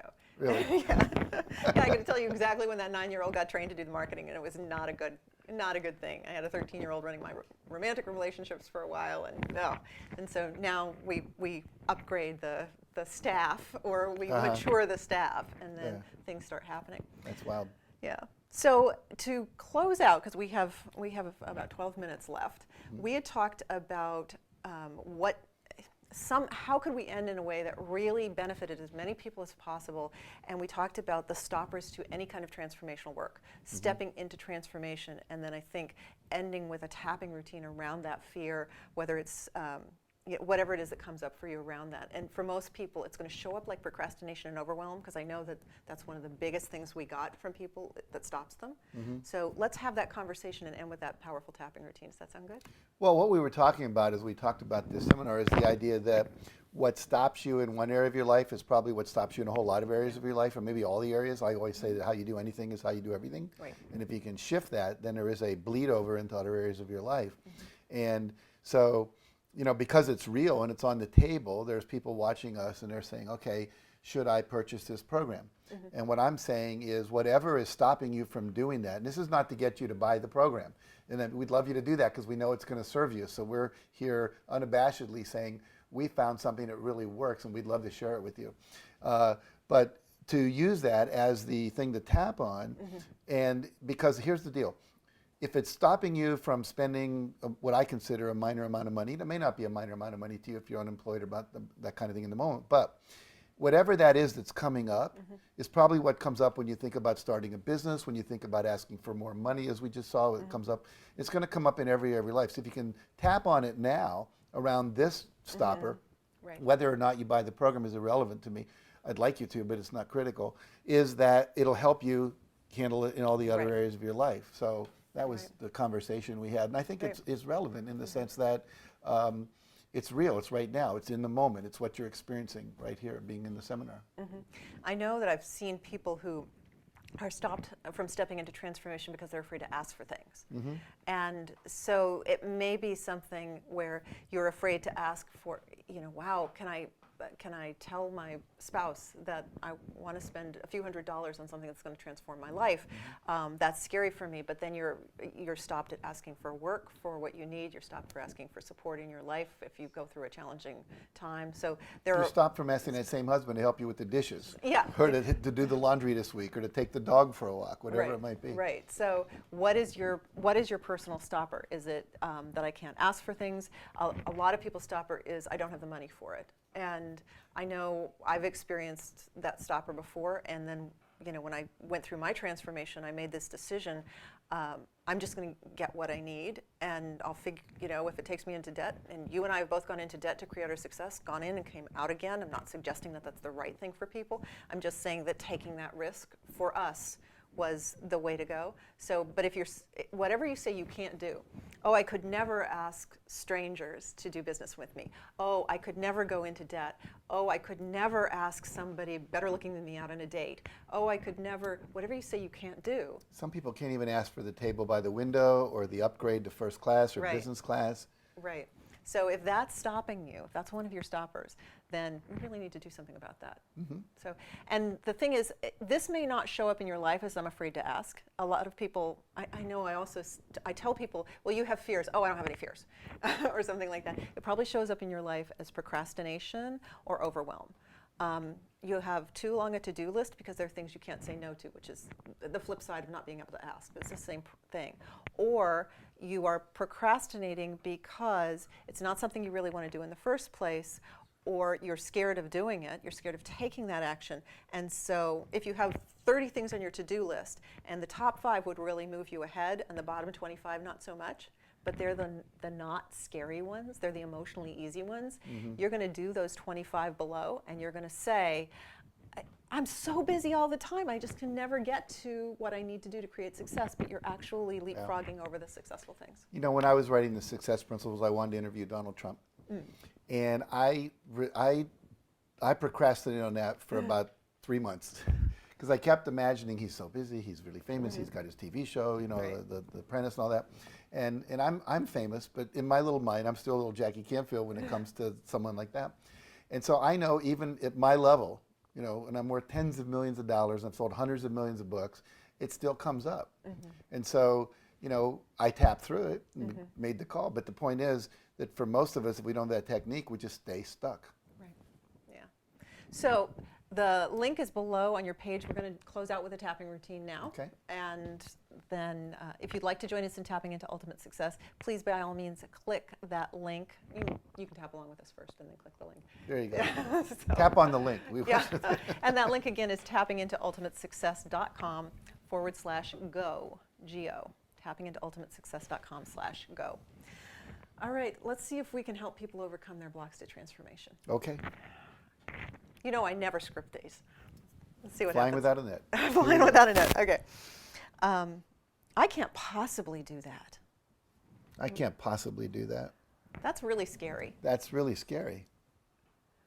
For me to step into that, for me to step into that, my whole life might change. my whole life might change. I don't know that I want to do that. I don't know that I want to do that.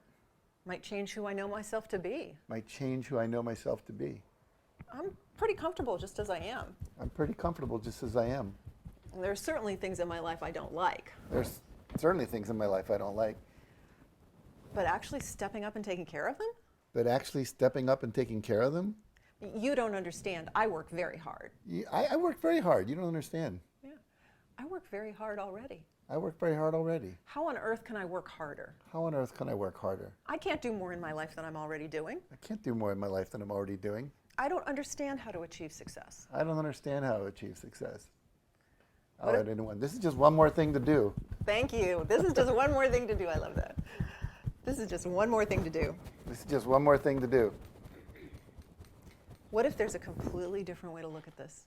What if there's a completely different way to look at this? Now, I don't know what that would be, I don't know what that would be, but I'd be open to it. but I'd be open to it. What if there's a completely new way to handle all of this? What if there's a completely new way to handle all of this? Could I even be open to that? Could I even be open to that? What if there was a way to work less What if there was a way to work less and make more? and make more? Now that sounds like a winner. That does sound like a winner. I don't know how to do that, But I don't know how to do that. but there are some people who do. But there's some people who do. Because there are people who make more money than I do Because there are people who make more money than I do and work less than I do. and work less than I do. So the secret is out there somewhere, So the secret is out there somewhere, and I could find it. and I can find it. And the first thing I have to do And the first thing I have to do is get rid of the things that are keeping me from is transformation. get rid of the things that are keeping me from transformation. Get rid of those fears that are in my way, Get rid of those fears that are in my way so I can ask for what I want, so I can ask for what I want, learn what I need, learn what I need, and take action when I need to. and take action when I need to. And if I could do that, And if I could do that, I'd be unstoppable. I'd be unstoppable. So I'm choosing to step in So I'm choosing to step in to whatever I need to whatever I need to achieve my ultimate success. to achieve my ultimate success. I'm choosing to be clear on that, I'm choosing to be clear on that, to be absolutely definitive, to be absolutely definitive, and to take action. and to take action. No or yes, No or yes, either one's fine, either one's fine, and I choose to make a decision. but I choose to make a decision. Take a deep breath. I just want to add, and I'm worth it, which is one of my Oh, thank statements. you. Thank I'm you very worth much. it. I am worth it. Thank you very much. And I'm worth it. Yes. And I am worth it. Yeah. Thank you, Jack. Possible last question. The team just handed us something. How will your program give me a lot more than the steps you've provided here? Thank you for that. Here's the thing. On this, what we wanted to do was give you some results, and I hope that you've tapped along and gotten extraordinary results. Our volunteers are in the back, actually, tapping along with when they're not up here, and they're getting results back there, so I hope you have too.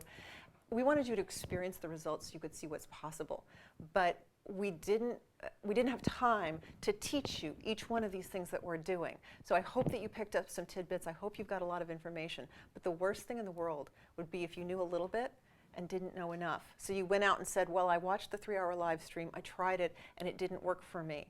So I didn't invest in the program. The program's got the answers. So whether it's having the exact breakdown steps to go through the 3 types of goals, whether it's we've got 14 steps to the little voice tapping, and all I did was demonstrate it.